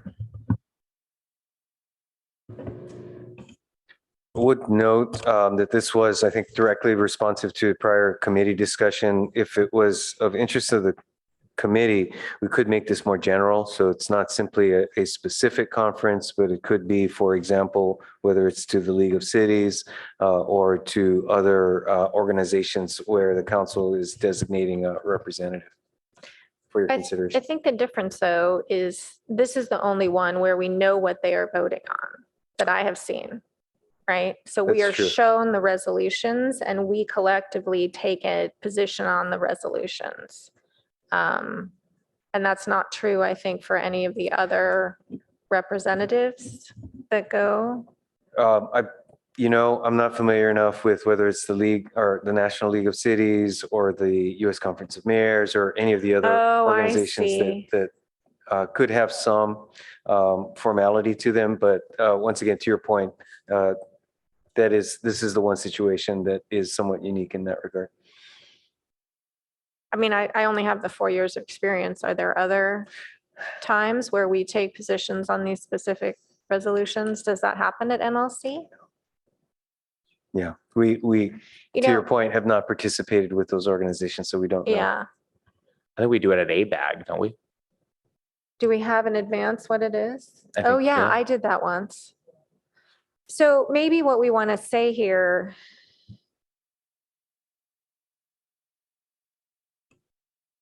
Maybe we need to invert it. If a council member is representing the city at a conference and the council has provided direction on the proposed resolutions, that is, I don't know, maybe that doesn't help. Maybe staff could just broaden this language Yes. Yeah. I was between gonna now say, and Monday. Yes, Okay, I great. think the intent is to make sure it covers any time the council has voted on how a delegate should vote. Well, it's not how they should vote. It's voted, it has seen in advance what will be voted on. Got it. Do you see what, it seems like there's a difference. We're not telling someone how to, yeah. Okay, we can make that change. anything else on this one? I guess the other way to phrase it is the voting delegate shall not have authority to vote on resolutions that the council has not provided direction on. Maybe that's a better way. I don't know. Up to you guys. Councilmember Tanaka. I get the spirit of this, but what if, I mean, sometimes we're acting as individuals, right? So like, hey, should we vote to break for lunch? No, I have to wait for my council to vote on it. Like, what? No, we should vote. I mean, there has to be some autonomy, right? Because this gets to be a little bit ridiculous. So I don't know. I mean, it seems kind of strict, no? It's just the resolutions in advance. We're not saying you can't vote to go to lunch. First of all, there isn't any voting like that. Right. I'm just using an example, but I'm just trying to think of, I think some autonomy.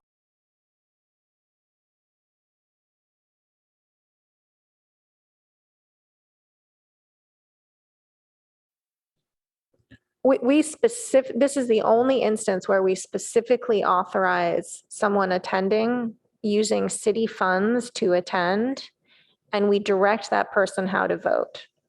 And what occurred is that there was a vote on a resolution that we had not seen. And so the issue is, in the future, we want many voting delegates, I believe, abstained. It was very hard to tell it was a voice vote. But I don't think we want someone making that decision without us having reviewed it. But it was a corner case, I think. But again, as a learning organization, I think we want to be clear, if you have authority to vote on these resolutions, that is the extent of your authority. Well, how about like, except if you're voting as an individual? But they're not. They're voting as a delegate. No one else is allowed to vote. I wasn't allowed to vote, even though I was attending as an individual, because I wasn't the delegate.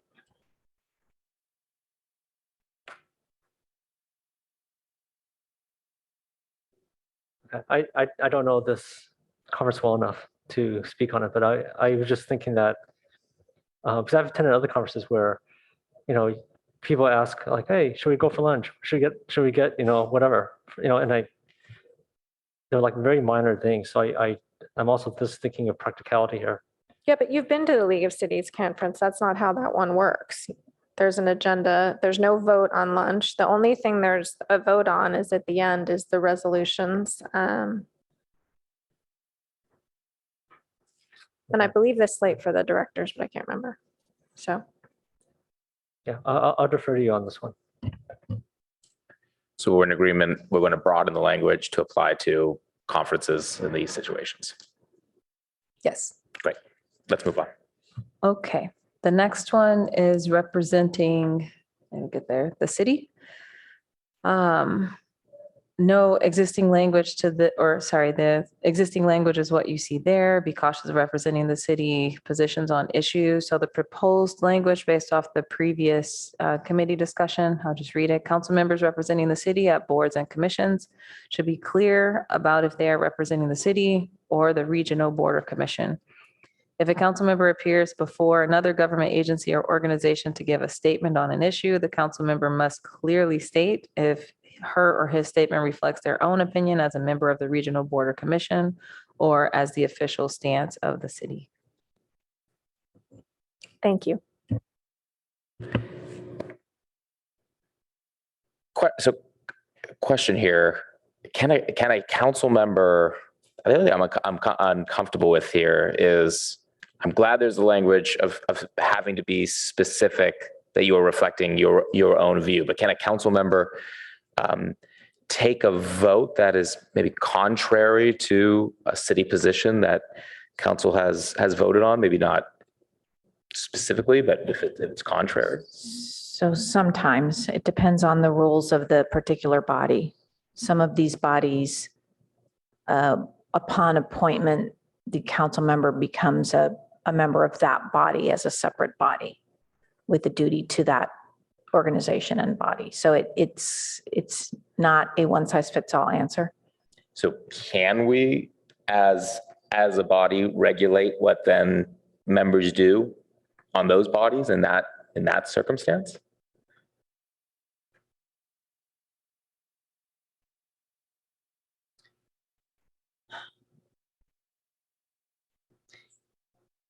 it might be that we need to take a closer look at this language and allow for whatever governance rules apply to the particular body. I wouldn't, in the procedures and protocols, I wouldn't want to try to spell them all out. Yeah. Maybe. Also, just point of clarity, this is about representing. This isn't about voting. This is just about speaking. So it's, Yeah, see this section that we're in that is E, be cautious in representing city positions on issues. This isn't actually about voting. that seems different than what the city attorney was just describing, though. Can we get staff to, Right. So now that I'm focusing on this proposed language, it's really adding an additional related but not exactly the same topic, which is about service on regional boards and commissions. so this can be voting? Excuse me? So this can include actually voting on those boards?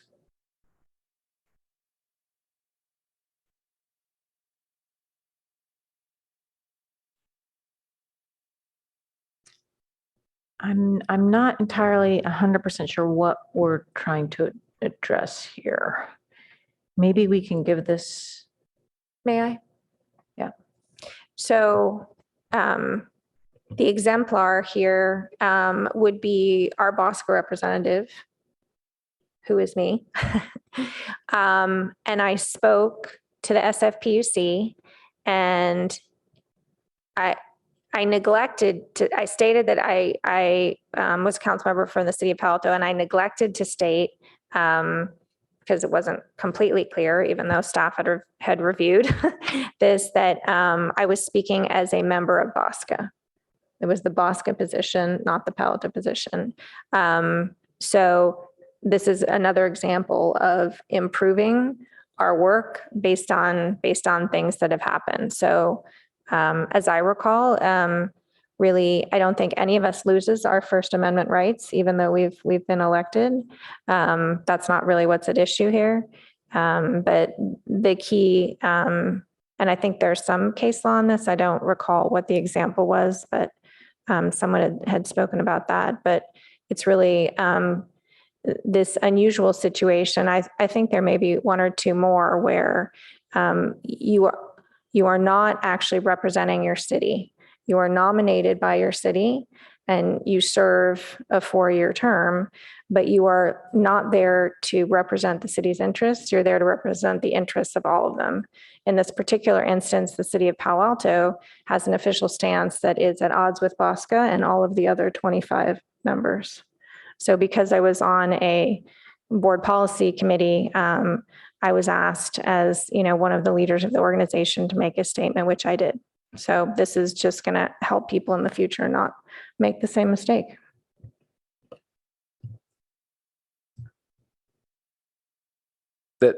Yeah.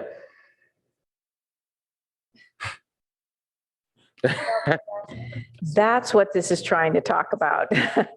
Without that background knowledge, it would be hard, several years down the road, we're going to scratch our heads about this language and what it's trying to say.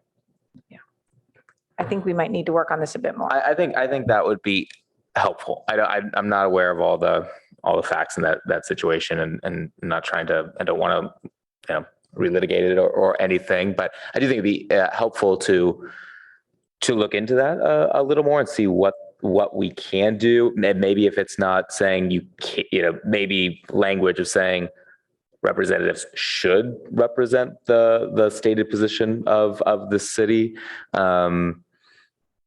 I'd be more comfortable with that. So maybe we can look into the possibility of that. Okay. Okay. Sounds like we have enough to, yes, we have enough to work off of. Great. Thank you. The Let's move on. next one, I think we're like 4 more in, so almost through these ones. The next one is use of city letterhead, just that there is no existing language on this. The proposed language is that the official use of the mayor and city council letterhead would only be for correspondence signed by the mayor or council members when specifically directed by the council consistent with prior or consistent with prior city council direction. And that would be any stationery that could be represented or interpreted as official letterhead. Great. Perfect. Let's move Awesome. on. The next one's also relatively short. This was a recommendation from one of the other council members for you all, is the 1 hour rule. There was a request to add a sentence to add that the 1 hour rule applies to all council members, just hoping for fairness and, I guess, equity throughout. Can we add the word equally? The 1 hour rule applies to all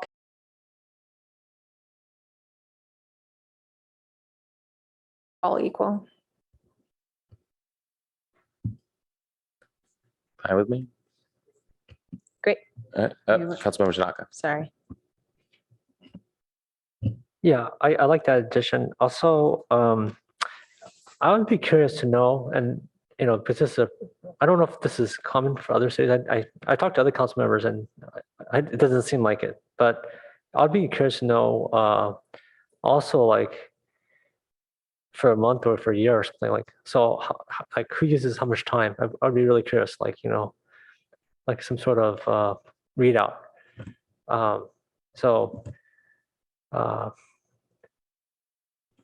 don't know if my colleagues have any thoughts on that, but I think it'd be curious to know, like, how often does this actually get used, and where does the time go? For the awareness of the committee, we do not track this. I would say that the 1 hour rule is can't think of a better term. I'll call it a tool or a benchmark that is used to gauge our ability to respond to a request. So it's really not on a per month or per year basis. It's really on a per issue basis. And I think the goal here is to not overburden staff and give you additional work. Now having you track seems like that's another complexity here. So, okay, great. Let's move on. Okay, the next one is the role of the liaison. There was a request here to add language to make it clear of what the city council member's role is in relation to our own Palo Alto boards and commissions. So the proposed language, the role of the council liaison to a board or commission is to help elevate the work of the board or commission and to encourage the board or commission to continue progress on their work plan and priorities for the year as directed by the council, as the proposed language. Okay, so couple things. One, great. So much better to tell people what they should do rather than what they shouldn't do. I would like to see that at the beginning instead of the whatever we have now, which is your personal views and opinions. I'd rather have us start with, the reason for it. Move that to the front. I didn't love the word elevate. I certainly haven't seen before or myself tried to elevate their work. I think part of our purpose is to help their work be relevant and useful, which is what I would say instead of elevate. It's page 57, not 56, by the way. So I would suggest we, change that a little bit. And then specifically, and it's not captured here, but, so often members of boards and commissions who have a liaison, they ask questions. They want their work to be, what are the questions council might have? It may just be, I'll use the UAC as an example this year. They have a lot of things they've sent to us, fibers coming to us. And so one role I've taken on is helping them anticipate, and staff, what are questions that council often has, right? What are ways that the information is going to be useful? So I don't know that that's captured here, but I think not just encouraging them to continue progress. I don't actually think that's our role. I think they do that. I don't have to do that. Staff sets the agenda. That's not really a council liaison role to encourage them to do it. But I think it is, it has been helpful in my experience, and this, this is what board and commission members have told me, when I can help make sure that their work is presented to council in a way that is effective and efficient. So I don't know how to work that into there, but that I think is a portion. I'd be interested in my colleagues' thoughts on what they have done in liaison roles that have been, helpful to the boards and commissions. But I am glad to see us defining, why we do this, not just what we're not supposed to do. Yeah, I agree. First, just a spelling error issue in it is board or commission in the title. And I know in the actual, both on this slide and in the handbook, it's board of commission. And then, yeah, I don't know, just reading this, oftentimes I'm uncertain about what my role as liaison is. I think reading this, I'm still uncertain. I agree. I don't like the word elevate. Oftentimes in my liaison role, the chair will ask after they have a discussion on any item, if I have any thoughts to add. And I always feel uncomfortable with that because I don't want to be guiding the conversation in any way. I'm happy to answer questions, kind of process questions and things like that as well, but don't feel comfortable trying to, in anything that might feel like I'm putting my thumb on the scale. And so, but I don't know what my role is. So if I think this one in particular, I think needs some work because I just don't think the goal of this proposed language to give some direction, I don't think this gets us there. Councilmember Tanaka. I agree with the chair on this one. I think so. What I would like to see out of our board's commission is for them to do a lot more of the heavy lifting. I think there's actually interest and willingness and capability to do so. What's actually kind of also interesting is that our planning commission doesn't actually have a liaison as far as I know. Maybe it should, but I actually think that we should. I don't actually think we should be attending these meetings. I think they should operate somewhat autonomously, but maybe through the liaison, just make sure that they understand the issues that the council wants them to deliberate. But I'd like to try to see if we can use our boards commissions to gain more leverage in terms of the work that we're doing so that we don't have to have the same debate. They could do much more of the heavy lifting than us. So I think this is not quite right in my mind either. And also I agree that for us, I think the liaison shouldn't be. In fact, I feel very uncomfortable even attending the meetings. I think we should not attend the meetings. I think we should be more of a guide. I don't think we should be putting a thumb on a scale. I totally agree on that as well. I think what we should be doing is making sure that they're taking up topics and issues that we might have to counter as a council so that they could do some of the breaking of the trail, so to speak, ahead of us. So we can look at their deliberations and then build off of it. So it saves us time as a council. I think that's what we should be doing. And that's what maybe the liaison should be doing, is helping to steer that, to make sure that they're going to be covering that conversation so that when it comes to council, instead of debating for 2 hours, we can debate for a half hour and say, oh yeah, HRB had a really good discussion on this. We don't have to beat a dead horse here. But I agree. I don't think we should wait. I don't think the liaison should be putting the thumb on a scale. I don't think, in fact, I don't know if we should even be attending these meetings. So that's my thoughts on this. And I would like to see a revision of it as well. I think every single council member has a different philosophy about what their role is, what they want to do. I actually think this is not going to be solved in this handbook. So I wonder if this is something that frankly should be referred to policy and services next year. And maybe the boards and commission chairs could come and share their thoughts. I mean, it actually really does matter. And every single one of us, current and former, has a different approach. And most board and commission members love it when council members come. So if that's, I don't think we're going to solve it with wording here. I think it's actually a bigger discussion. I think it's actually one worth having. I don't think you should have it at the retreat, but and I think it should not be based on what the council members want particularly. I think it should start with information from the boards and commissions. And I know there was an opportunity maybe to convene the chairs and things like that. So I feel like maybe we have something quite vague for now, perhaps, if we're really going to try to approve this on Monday. And then maybe we as the Policy and Services Committee could make a recommendation to council, that council refer back to us. I love that we have to do this. A thorough discussion of the role of council.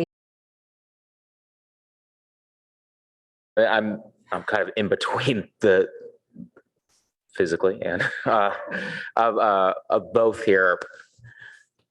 I kind of agree with Council Member Tanaka as far as what is the role? Is this beneficial? Is it appropriate that we're there? We're all overburdened with meetings. If this is not being helpful, attending as a liaison, why do we have it? I also don't think this is the right time to just say, let's toss it out. I think that needs to be more vetted and discussed. And I would love to hear from the boards and commissions whether they find our presence helpful. Do they find it intimidating? What? Or would they be fine us not being there?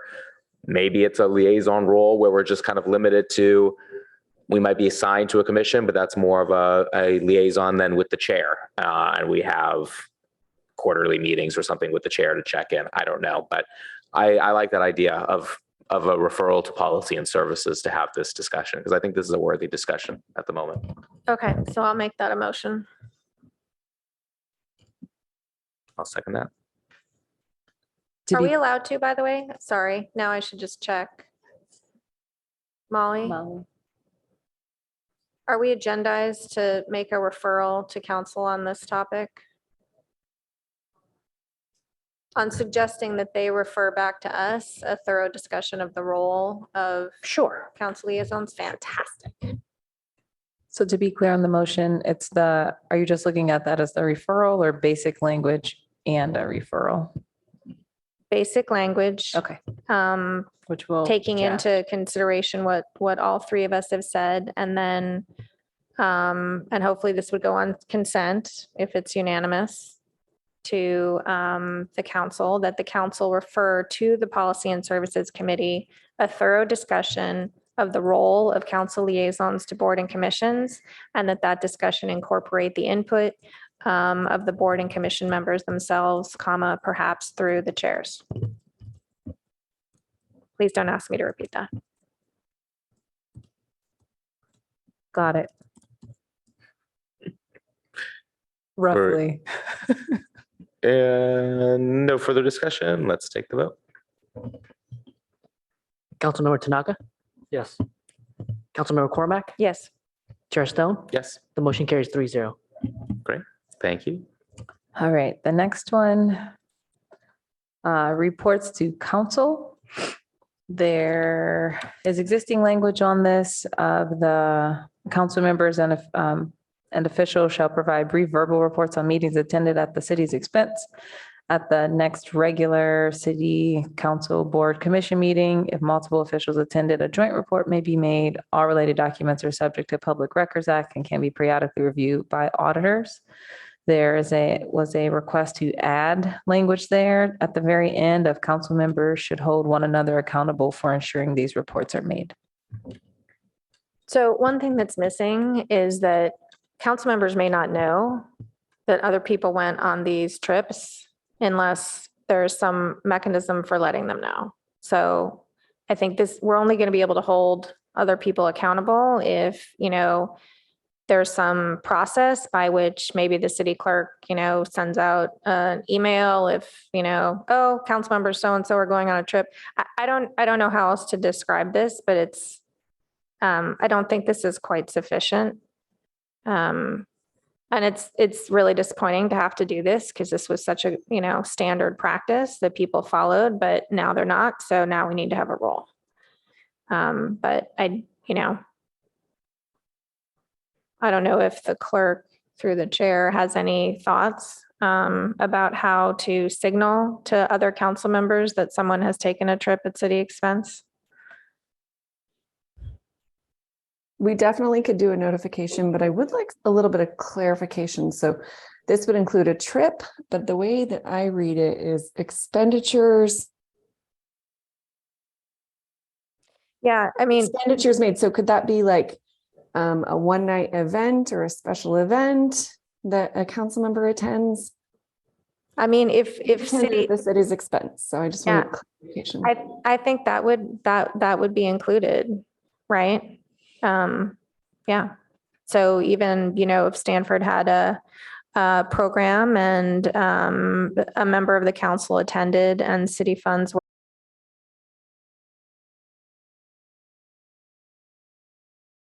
and in the absence of a report, then the council members could ask during questions and comments.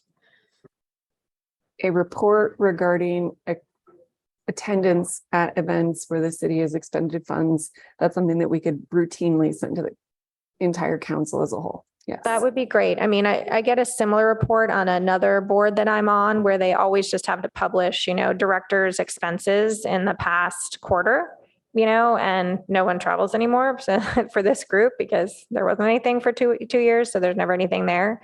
So just a standard thing, I think that would be a trigger. Then people would be like, oh, wait, did we get, and that might also maybe be just a gentle trigger for the person who attended to remind them that, it is their responsibility to describe in public, what they did and hopefully what they learned. That would be great. Thanks. If we could just add that, Ms. Cotton Gaines, or if the clerk feels that would just happen, that's fine as well. Can I ask one more point of clarification? Would you like that to be a public facing document, such as an information report or just a report to the council? I think it should be an information report. I think that's great. We haven't gone to travel, but when we get there, I'll have more thoughts. Okay, thank you. And I'm sorry, Councilmember Cormack, could you repeat the language that you're adding to that line? I'm so sorry.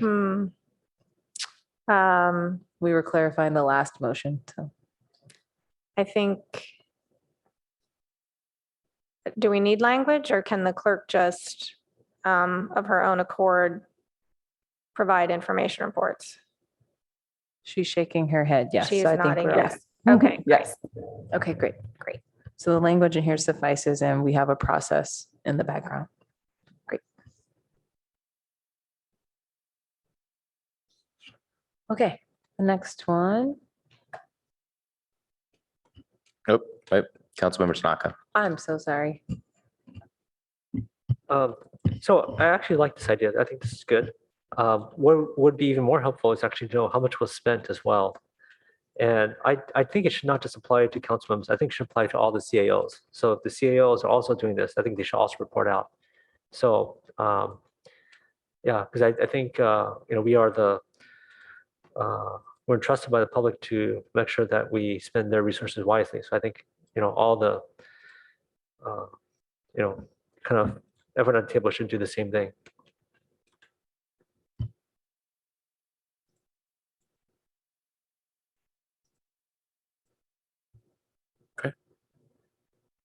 Do you need any, I think officials includes, to me, that includes CAOs, right?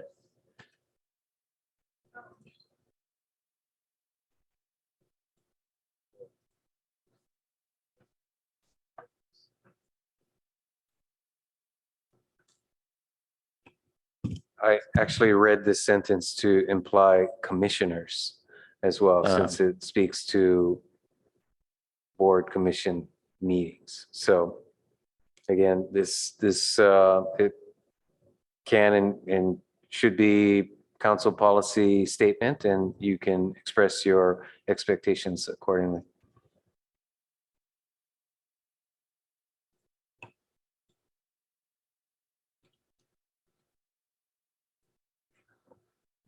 I think this whole topic is, again, it's in the category of a bigger topic, which is just travel in general. So I don't know that we should, debate it here.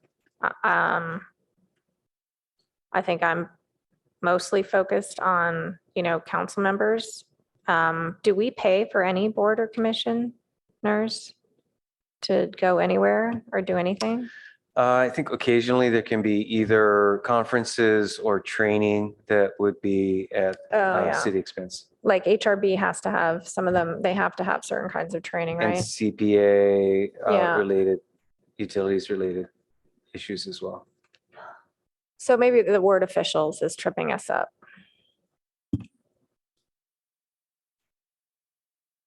Council members and board and commission members.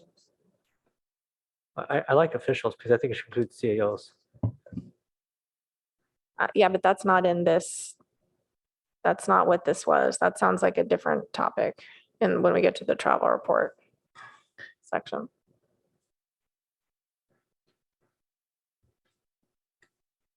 And if I may too on this one, just thinking of the audience for the handbook, it's for the council and somewhat for the board and commission members in relation to the council and for the public in relation to the council. So the officials might be a stretch in terms of who you usually are targeting to have information for this handbook, just as something to think about. That's helpful. Then yeah, maybe just change language, council members and boards and commissioners. Just out of council, where would we do this for the CAOs then? Where would be the appropriate time and place? Because I think transparency is actually really important. And to be honest, we as council members don't travel that much or spend that much money. It's really the CAOs. And so I think that's why it's even more important in my mind.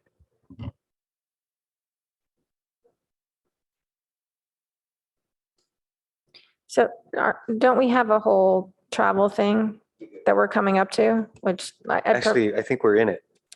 This is, no, we're Right, not but doing this the is whole in the travel travel policy. section.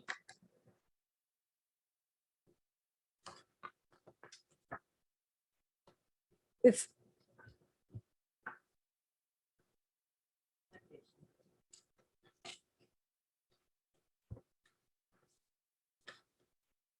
this is the section, starts on page or a packet page 58. It says section under review. So I think we are into the section we said still needed more work.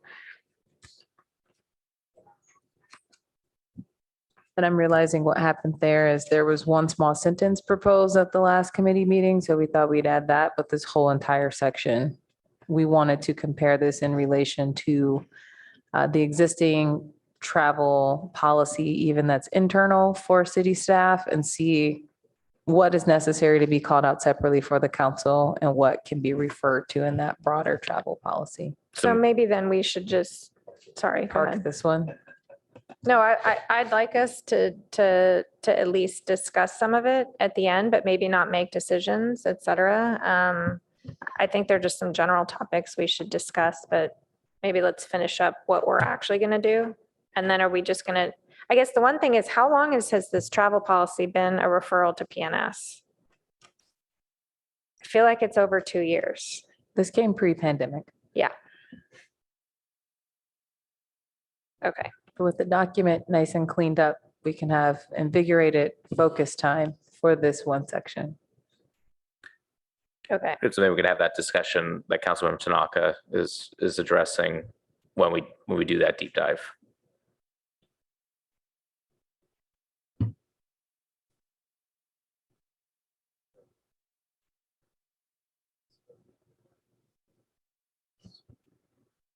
Yes. Okay.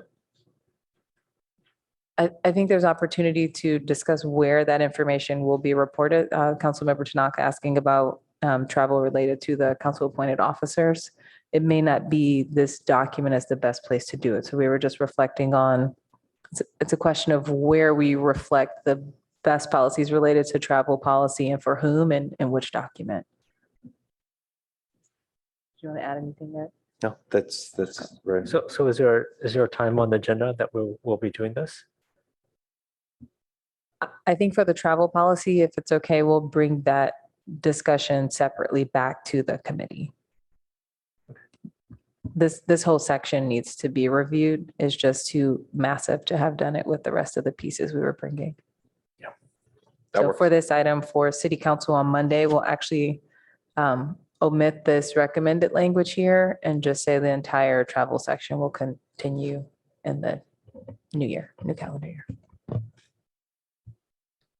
Okay, so the last one, which isn't small, but thank you for hanging in there, is related to miscellaneous expenses. I recommend kind of glancing at this in your packet. I know the language on the slide is not very large, but there has been a few things that have been practices over the years, and we wanted to codify a formal practice related to miscellaneous expenses. So the items that came up at the last committee meeting were related to, for example, the mayor's holiday party, related to us buying a table at an event where an educational purpose is served, or other budget allocations, particularly related to the city council contingency. So the language is in front of you. There's a couple pieces to it, and we can answer questions. That might be the easiest way to go through this one.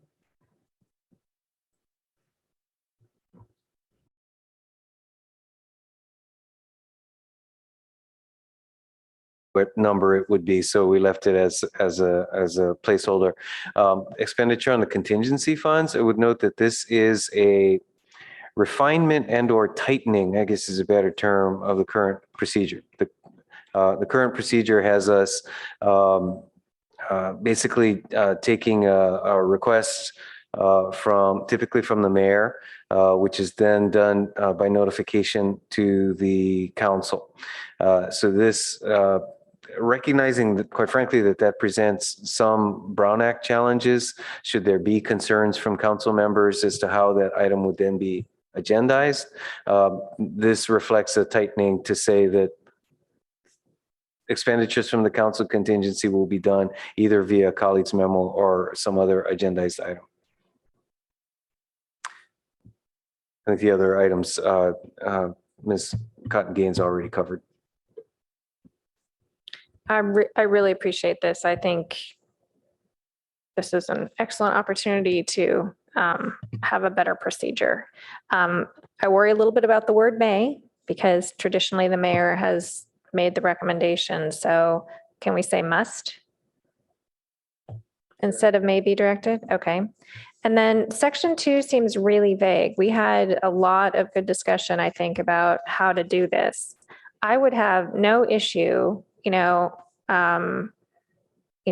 deputizing the city manager to make these choices. It just seems like you could pretty much drive a Mack truck through 1, 2, and 3. I don't know how helpful they really are. I mean, I don't know what a city educational purpose is. I feel like every one we've ever gotten a table. I mean, do you find this helpful, Ed, or? Well, I would interpret this, so for example, again, by virtue of specific examples here, the most common requests are for fundraising events for nonprofits. And Right. we would typically say no, because it would not qualify as any one of the 3. Oh, I see what you're doing. The event that we have annually said yes to is Joint Venture Silicon Valley's State of the Valley Conference, which I would interpret as having met criteria 1. Right. I'm not aware. Well, Tall Tree is technically a fundraiser for the chamber. Interesting point. I believe, and this is a fairly recent occurrence, but the Tall Tree and Athena Awards are both now part of the city's membership in the Chamber of Commerce. Fantastic. So it's not a separate ticketed event. Okay, so this is less vague than it looks like when I read it. More by practice than by design, I suppose. Okay. And do we want to say city, or do we want to be specific that it's delegated to you? So we're not expecting the city council to be making these decisions? That's a good point. I mean, there could be a scenario in which council members say we should go to a particular, you would like to purchase a table at a particular event, so you bring it forward as a colleague's memo, and the council approves it. So I suppose wouldn't want 1 and 2 to be in conflict with each other. But I think that's in X.1. Okay. So, okay. And then, this community leaders is a big surprise that has never been part of the holiday event. And so that's brand new, and I'm not sure what the definition is. Yes, I think this also reflects recent practice over the last 2 years. And so staff is attempting to try to get some both visibility as well as clarity. And so certainly if the committee in recommending to the council that phrase should be tightened up, that certainly is fine from a staff perspective. I mean, well, for example, we've just had a conversation about how important our board and commissions are, and we have a separate recognition event for them. But, to invite community leaders, but not our board, and it's just hard to know where to draw the line. And I think community leaders seems pretty amorphous, and definitely not what was the intent, for many years of this event.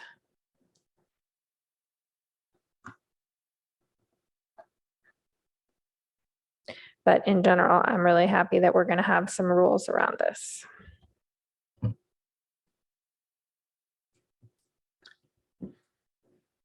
Mostly fine with one. I think one concern I do have is, I think one nice thing about the contingency budget is it could be used with a little more the way it has been done, and I think it needs to be improved, but to be done with a little more immediacy. And if some emergency arrives that leadership needs to address, I'm concerned that this could really slow that process down if it would require a colleague's memo or agendized. Is there any concern from staff on that? Well, as we chatted a bit earlier about the colleagues memo process, that does not require extended either evaluation or discussion and this is way too many negatives here, but if it doesn't require additional resources. So I think that an expenditure from the colleagues memo could be placed on the next agenda if that's of interest. And so as quickly as 24 or 72 hours. Okay, that's helpful. And that is consistent, I guess, if it doesn't require additional city expenses. So contingency fund is not considered those additional city resources. Okay. Or consent, right? Couldn't it just be Right. put on Could consent? be put on consent as well. Yes. Okay, that's good. I feel better about that then. 2, yeah, I like it. And I like using the word the city. I appreciate the city manager kind of pointing it out that maybe council wants to direct attendance. So happy with that. I think that's a good compromise. And 3, I have no problem with the language. I think, I think that last sentence, event details will be coordinated by the mayor and facilitated by staff. I think that gives, for that particular year, the mayor and staff the opportunity to be able to consider, our community leaders considered boards and commission members or not or whatnot. I think something like a holiday event, that's fine if it's going to change a little bit by year to year. I don't want to be too prescriptive on that. Councilmember Tanaka. So I have a different thought on this. When I was talking to my colleagues in Mountain View, they actually do it differently. What they do is they actually allocate this contingency fund among the different council members equally. Actually, everyone gets the same. And so you could use it to hold office hours. You could use it to do constituent services. You could use it to hold a holiday party if you wanted to, or go to a conference or whatnot. And I wonder if that might be a better approach versus this way, because I know this is how we traditionally done it, but I think like some council members may value constituent services more, like office hours, right? Some council members may value going to the League of Cities or some other thing more. And but I like Mountain View's approach because it gives us flexibility. So if, let's say, some council members want to get together and do the holiday party, then go for it, right? Or if we want to just do it as a potluck, we can do that as well. So I just think that the Mountain View approach is actually maybe in my mind a superior approach than what we've been doing traditionally. But you know, I don't know. I think I made a suggestion before, so I'm not sure my colleagues agree with this one, but that's what I think we should do on this one. I agree with it in part, Greg. I mean, I'm on board with that for travel. And when we get to that, I mean, I probably won't get an opportunity to weigh in on it, but you know, we've had some instances in the past where the mayor had to approve something and, you know, that definitely doesn't go well. So I think giving people, potentially giving council members a set amount of travel expenses for, you know, conferences, professional development, education. I think there's some real merit to that. I don't know that it's really contingency funds, but I think you know, subsidizing the office hours is interesting. You know, we have no space to do that in. So, you know, I use public space. I think you have used city space at some time. I think there's an opportunity to tighten that up. I don't know if it's really with funds. I personally think we should keep the travel separate from the things that, you know, people might, you know.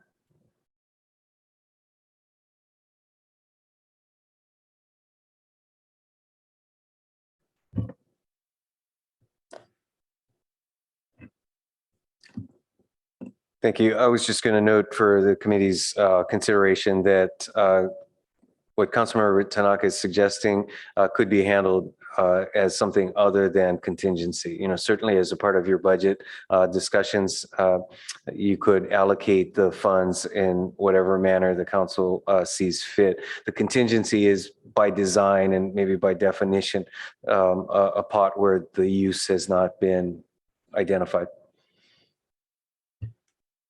Yeah, that sounds like, I mean, maybe a good colleagues memo idea next year or during the budgetary process, because I think would be an interesting discussion. Okay. But I don't agree with using money for the annual holiday event. I think if we want to do that, we should just do potluck. So I don't support that.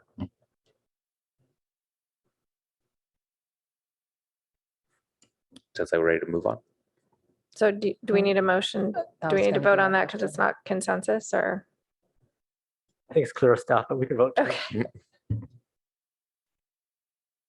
Okay. Is there a motion? Go ahead. Well, I was going to say, I'm not sure we're clear on status quo or if there were changes needed here. And again, recognizing that we don't want to get into wordsmithing, I'm not sure we received a clear indication of where the committee wanted to go. I think my only suggestion would be to say the city manager under X.2, because the situation that, you know, Chair Stone described is taken care of in X.1. I think you also suggested a must rather than a may. Oh, yeah, at on the beginning, X- on budget must X1. be directed by council motion. And if there's consensus on that, then we're clear. I'm unclear how 2.1 addresses if council wants to.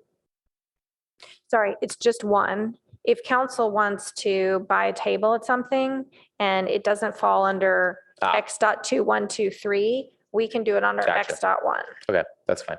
And then we say under X.2, the city manager may purchase tickets. That's fine. Okay. And then the only other question I have is there's not consensus on the holiday event. So is that Correct. something that you would like to vote on more formally? I just want to make sure that we're reflecting the interest of the Certainly. body. Shall we vote on just X.3? I'll make Well, a, I don't agree with the other ones either, because I think what we should do, I don't think we should have a contingency fund. I think the funds should just go to the council members. And if we want to sponsor a table, we sponsor a table. If we want to do a holiday event, we do a holiday event. I think that's a more, each of us are elected by the people. And I think that's more reflective of the will of the people versus what this is doing here. So I'm going to be outvoted on this one, so it doesn't matter. You can vote on it if you want. Let's vote on it, just so it's, yeah. So I'll move that we adopt the proposed new language with Councilmember Cormack's recommended language changes. Second. Let's have the vote. Councilmember Cormack, Yes. Councilmember Stone, Yes. Councilmember Tanaka. No. I'm sorry, was that a yes? No. No. Motion carries 2-1. Thank you. That concludes the list of identified language for policy discussions. If there are any other places in the document you would like to identify for us, now would be the time to let us know, and then we'll Can move we forward have with all the recommendations from today. Would the chair be willing to grant us a 5-minute break and then we can tackle that? Yes, please. It is Thank getting you. late, so let's try to, 5 minutes. 5 minutes.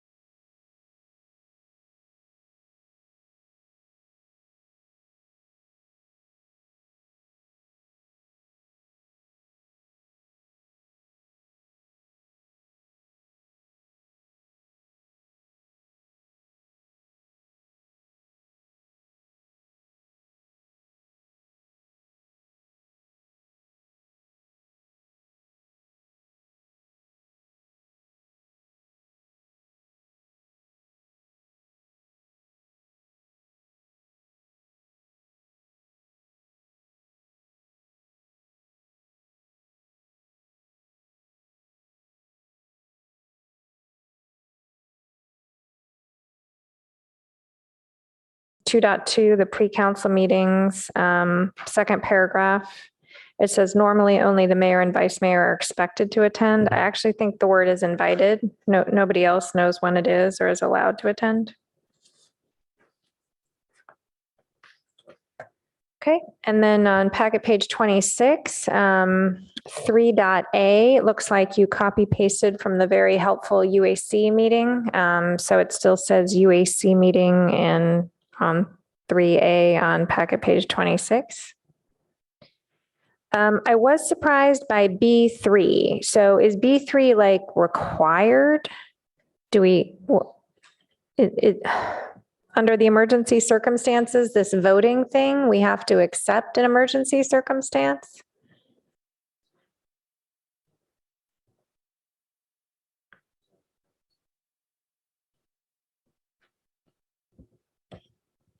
I'm guessing that comes straight from the language itself, but B3, yeah, 3B3. yes, 3B3. Yes. Okay.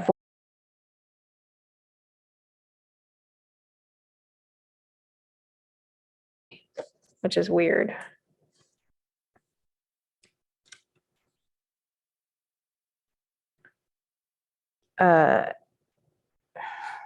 Okay. Isn't that weird? Yeah. Well, sometimes in the legal world, may means must. Sometimes. Not in my household. Can we do that? Maybe. That doesn't mean must. Okay, we already did We'll try to this. clarify that. Okay, we already did this one. Now I'm flipping through. Okay.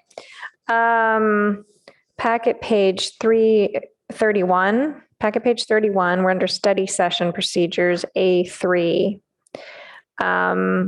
Members are allowed to make public comments as directed by the presiding officer. We have been really inconsistent on this. So is it just whatever the presiding officer decides? I mean, for a long time, it was no, there isn't public comment during study sessions, but now sometimes we do take it. Packet page 31. Right. So You recall study sessions when we did not take public comment? yeah. Am I wrong? Maybe I'm wrong. It's happened. I don't know, but the requirement is for public comment on any substantive item. You don't have to have public comment on the announcements, so council member comments, announcements, or city manager comments, and on a purely ceremonial item, Okay. you don't All have right. to have public So then comment. Otherwise you do. why do we have as directed by the presiding officer? Why is there any discretion at all? Why isn't there just a period? So Cormac, I'm trying to follow you on your page numbers, but I'm looking at the late packet, which may be different than your paper packet. And so the Oh, numbers this aren't is- matching. I have no idea. Study session That should be the procedures, 3.3. This is packet page 31, Councilmember Tanaka. Yeah, but he's saying there's a different version. It's going to have some additional There's a packet late packet, numbers. which is what's on the web. And then However many pages you added. Yeah. Maybe, It's on page 20 of the actual document. Here, I'll actually work with the clerk and pull up the packet. Yeah, That if you might could be put it on the easier. screen, that's even better. Yes. And to answer your presiding officer question as well, Councilmember Cormac, the intent there of was just factoring in that the presiding officer usually dictated like when the speaking would happen. But I understand that that is not clearly demarcated there, and it's sounding like that she or he has the option of public speaking or not. So it's fine either way, but that was the intent there. okay. All righty. Report page 28, packet page 39. 4.31, which is presiding officer to review motion. That never happens. The second sentence literally never happens. That the presiding officer and the maker of the motion work with the city clerk to clarify the motion before allowing debate to begin. I know this for a fact because usually I end up doing it and I'm not the presiding officer. So I'm not sure what value that is there. Could you state that packet page again? I'm sorry. Mine is packet page 39, 39, report thank you. 20, report page 28, item 4.31. It's the second and third sentences. I had a lot of fun this weekend. Can you tell?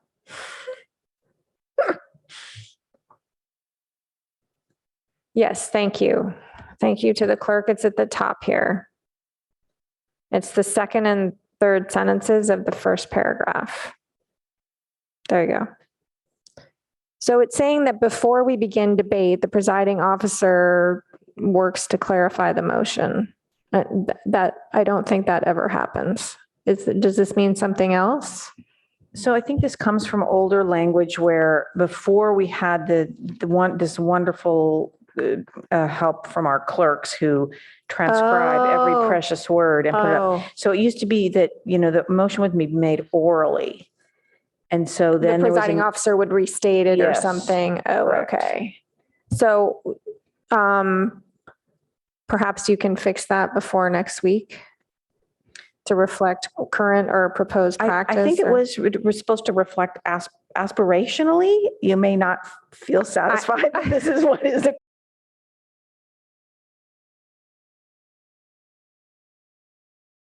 In an ideal world, the presiding officer and the maker would work with the clerk to clarify that the motion says what's intended and, is reviewed with the council members so that people understand what's on the floor.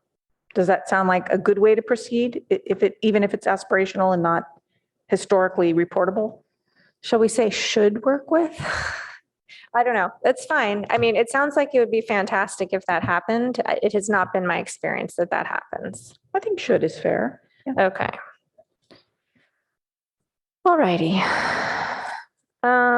Next one is my packet, page 46, report, page 35. Public decorum during meeting.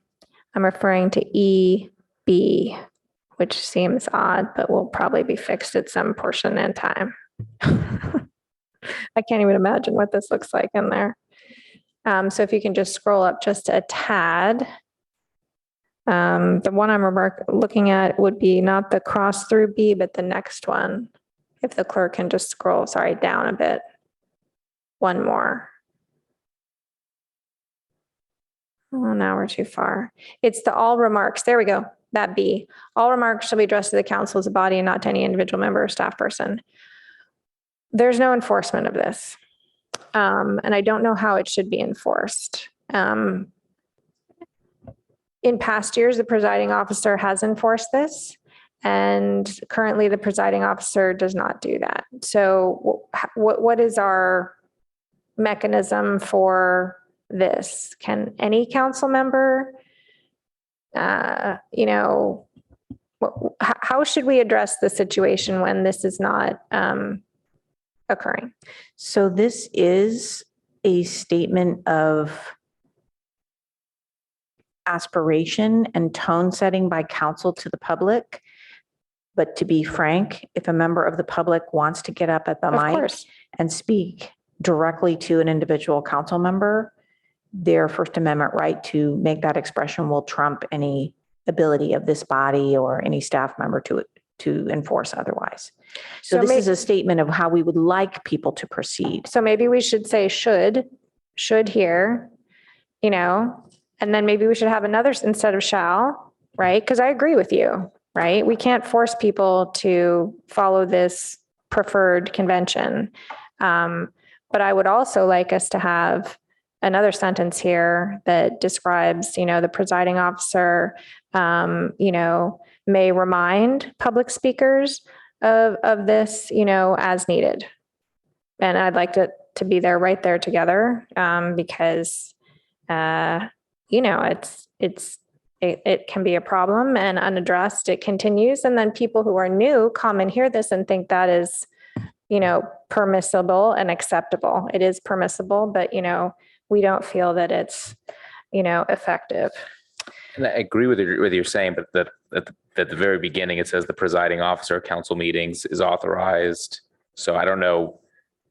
It seems redundant to then include that the presiding officer in any of these A through D would would enforce that because it's already included.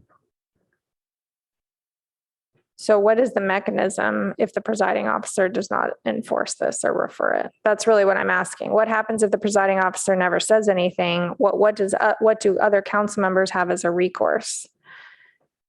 Because we don't have the floor. We can't get the floor after, this kind of speech. Maybe it's something to think about. Staff can just think about whether or not this could be tidied up a bit. Well, then isn't point of personal privilege to be able to address that? Not if you were, I don't think we should expect a person who was targeted to have to respond to it, right? And, so,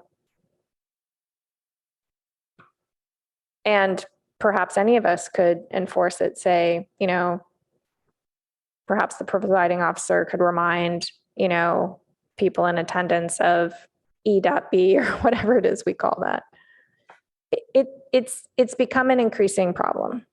And because we don't have people in person very often, the norms that used to exist have changed. So, okay. All right. Where am I now? Packet page 48, Sorry. 37. Ms. Congain's real. Oh, sorry.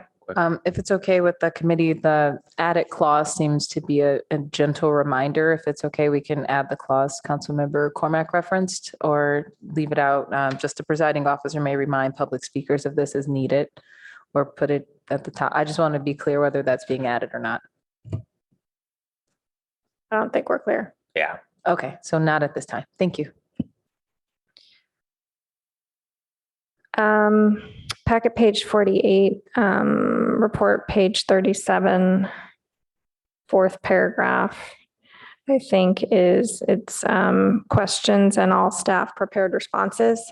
I think the word put up is left over from when you actually had to post it. So I think you actually mean physically put it up. So I think you mean post it online as opposed to put up online. It's a small thing, but I think that's from when we used to actually put it physically up. Which I guess we still do we? I saw that in there. All right, moving along. Okay, almost there, guys. Packet page 52, report page 41, section 1.4. It's the second sentence. All have chosen to serve in public office in order to improve the quality of life in the community. I think we should just put a period after public office.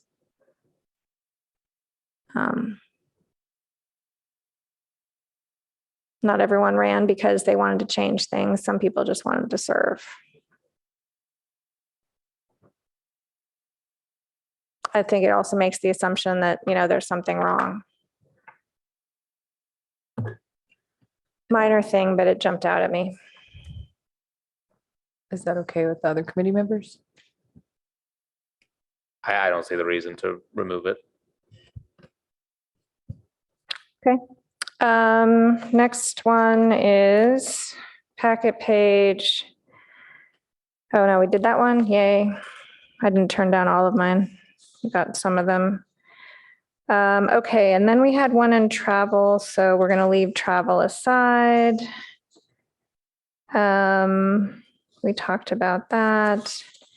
I think now, I guess I'm just missing one, which I wanted to do, which is towards the front. Oh yeah, sorry, two from the front.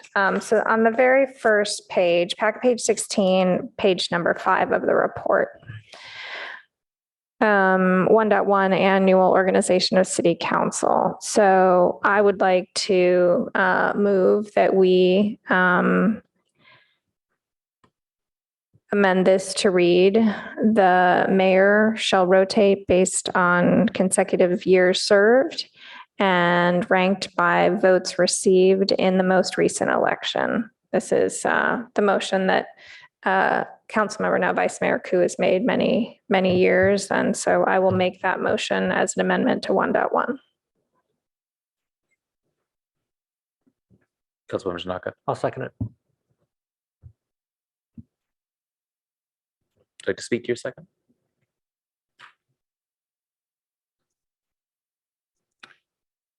And you know what? I'd like to speak briefly to Perfect. it. Go ahead.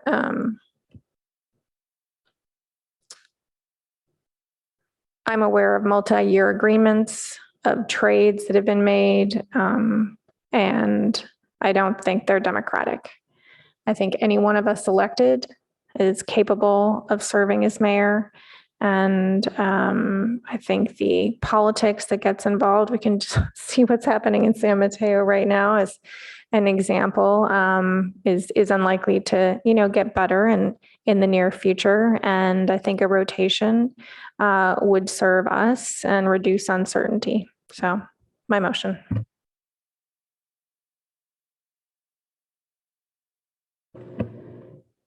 No further discussion? No. All right. Clerk can call the vote.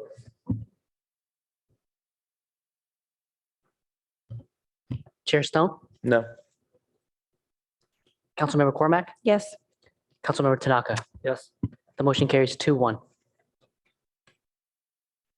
Okay, and I have one final thing. This is my very last one, I promise. Packet page 17, report page 6 under minutes. This never happens. We never get minutes from the meetings of this standing committees that we don't call standing committees anymore. So I think this paragraph could be removed. And the one thereafter, the report.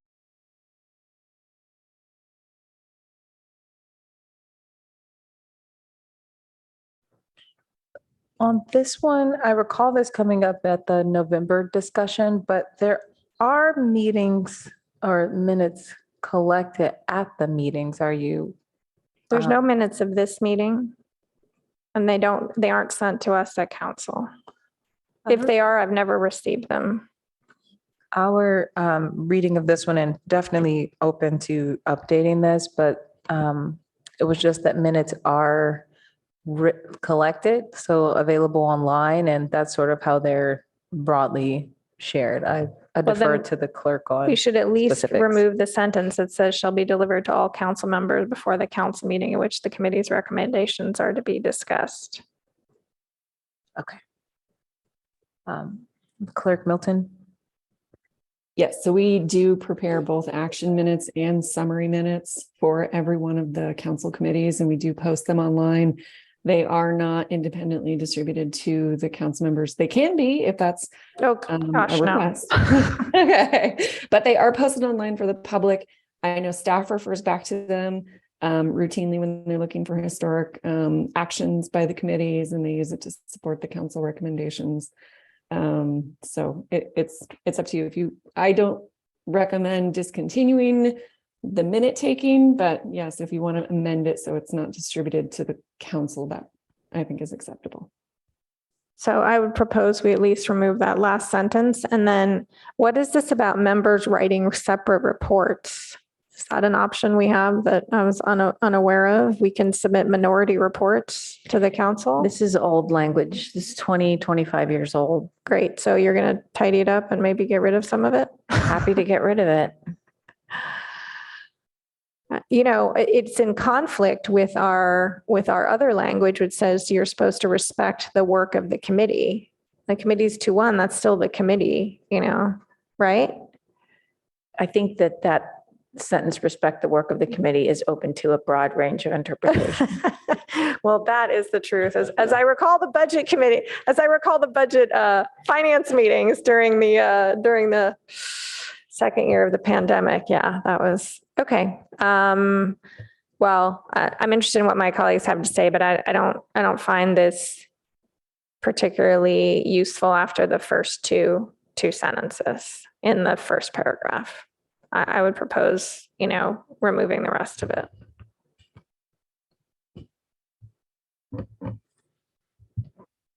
I don't have a strong opinion. I don't either. Well, can we all agree that do you guys want the minutes delivered to council members?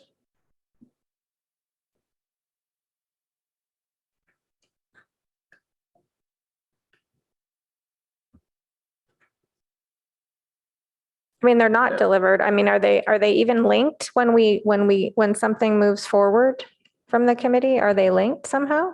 Typically, what we will, through the chair, what we have done is in reference to a recommendation from the committee to the council, we will reflect your motion. And if the minutes are available online, which for us from now to Monday, for example, probably won't be, but typically longer time periods, we would reference it and say minutes available here, similar to what we do in other staff reports. Okay. It's helpful for us tracking a record on an item. All right. So maybe you change it, shall be included in staff reports. Let's just say what we're really doing.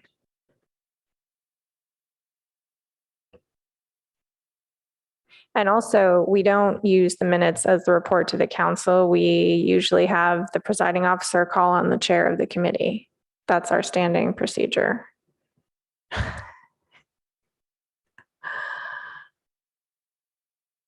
And it was interesting reading this. I'm like, oh, a separate report, right? Minority opinion. I don't know. Do we want to have that in there?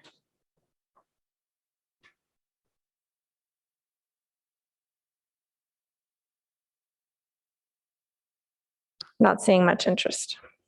I think that sounds good. Hmm? I'll support you on that. Removing it or including it?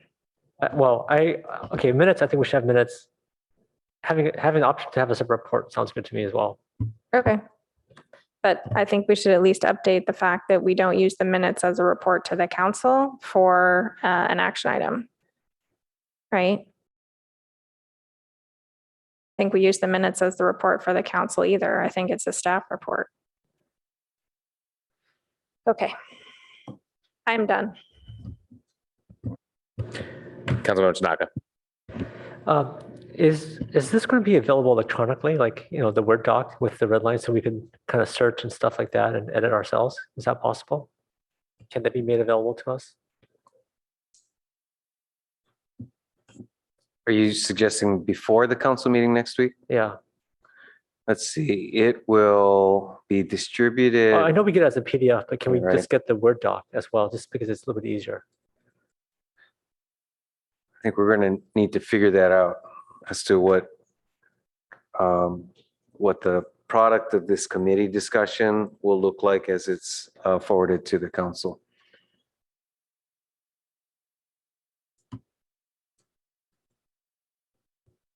Was that it, Councilmember Tanaka? Okay. I have no further questions or comments. Can I just add one thing from a process standpoint? Today is what, Tuesday? So we have 8 days until we take this up. And it just took us a long time to do this. 6 days. I can't do math right now. You're right, 6 days. Wow. Oof. Thanks for that. Like 8, that really sounds like a lot, actually, when I put it that way. I wish. 6 days.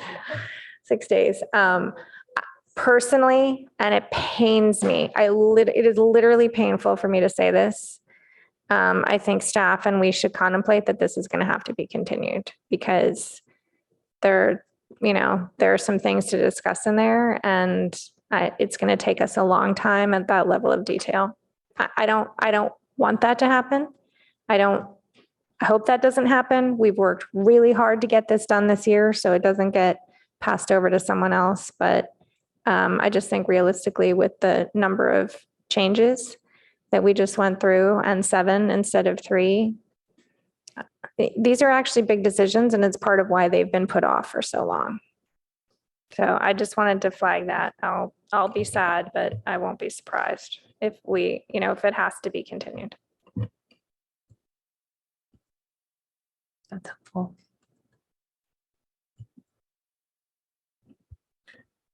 Okay, seeing no further discussion, move on to future meetings and agendas. Thank you. Through the chair, there are no other meetings until February 2023. So we'll have the new committee assignments in January, and items that were not completed this year at this committee, we will include in the work plan that Mr. Shikata referenced will go to the committee at the retreat. And that'll be an opportunity to move things around as well as see if there's anything missing. Wonderful. There are quite a few things we didn't get to this year. Great, wonderful. Thank you. Well, I want to thank staff for all the work that you have done over this year, helping us do the work that we've been doing here, and thank my colleagues. It's been a honor serving with you for the past year, and congratulations to Councilmember Cormack for her last Policy and Services meeting and in service to the council. And then see if Councilmember Tanaka and I are back on here or not next year. So thank you to my colleagues. Thanks to staff. It's been a good, productive year. And with that, we are adjourned.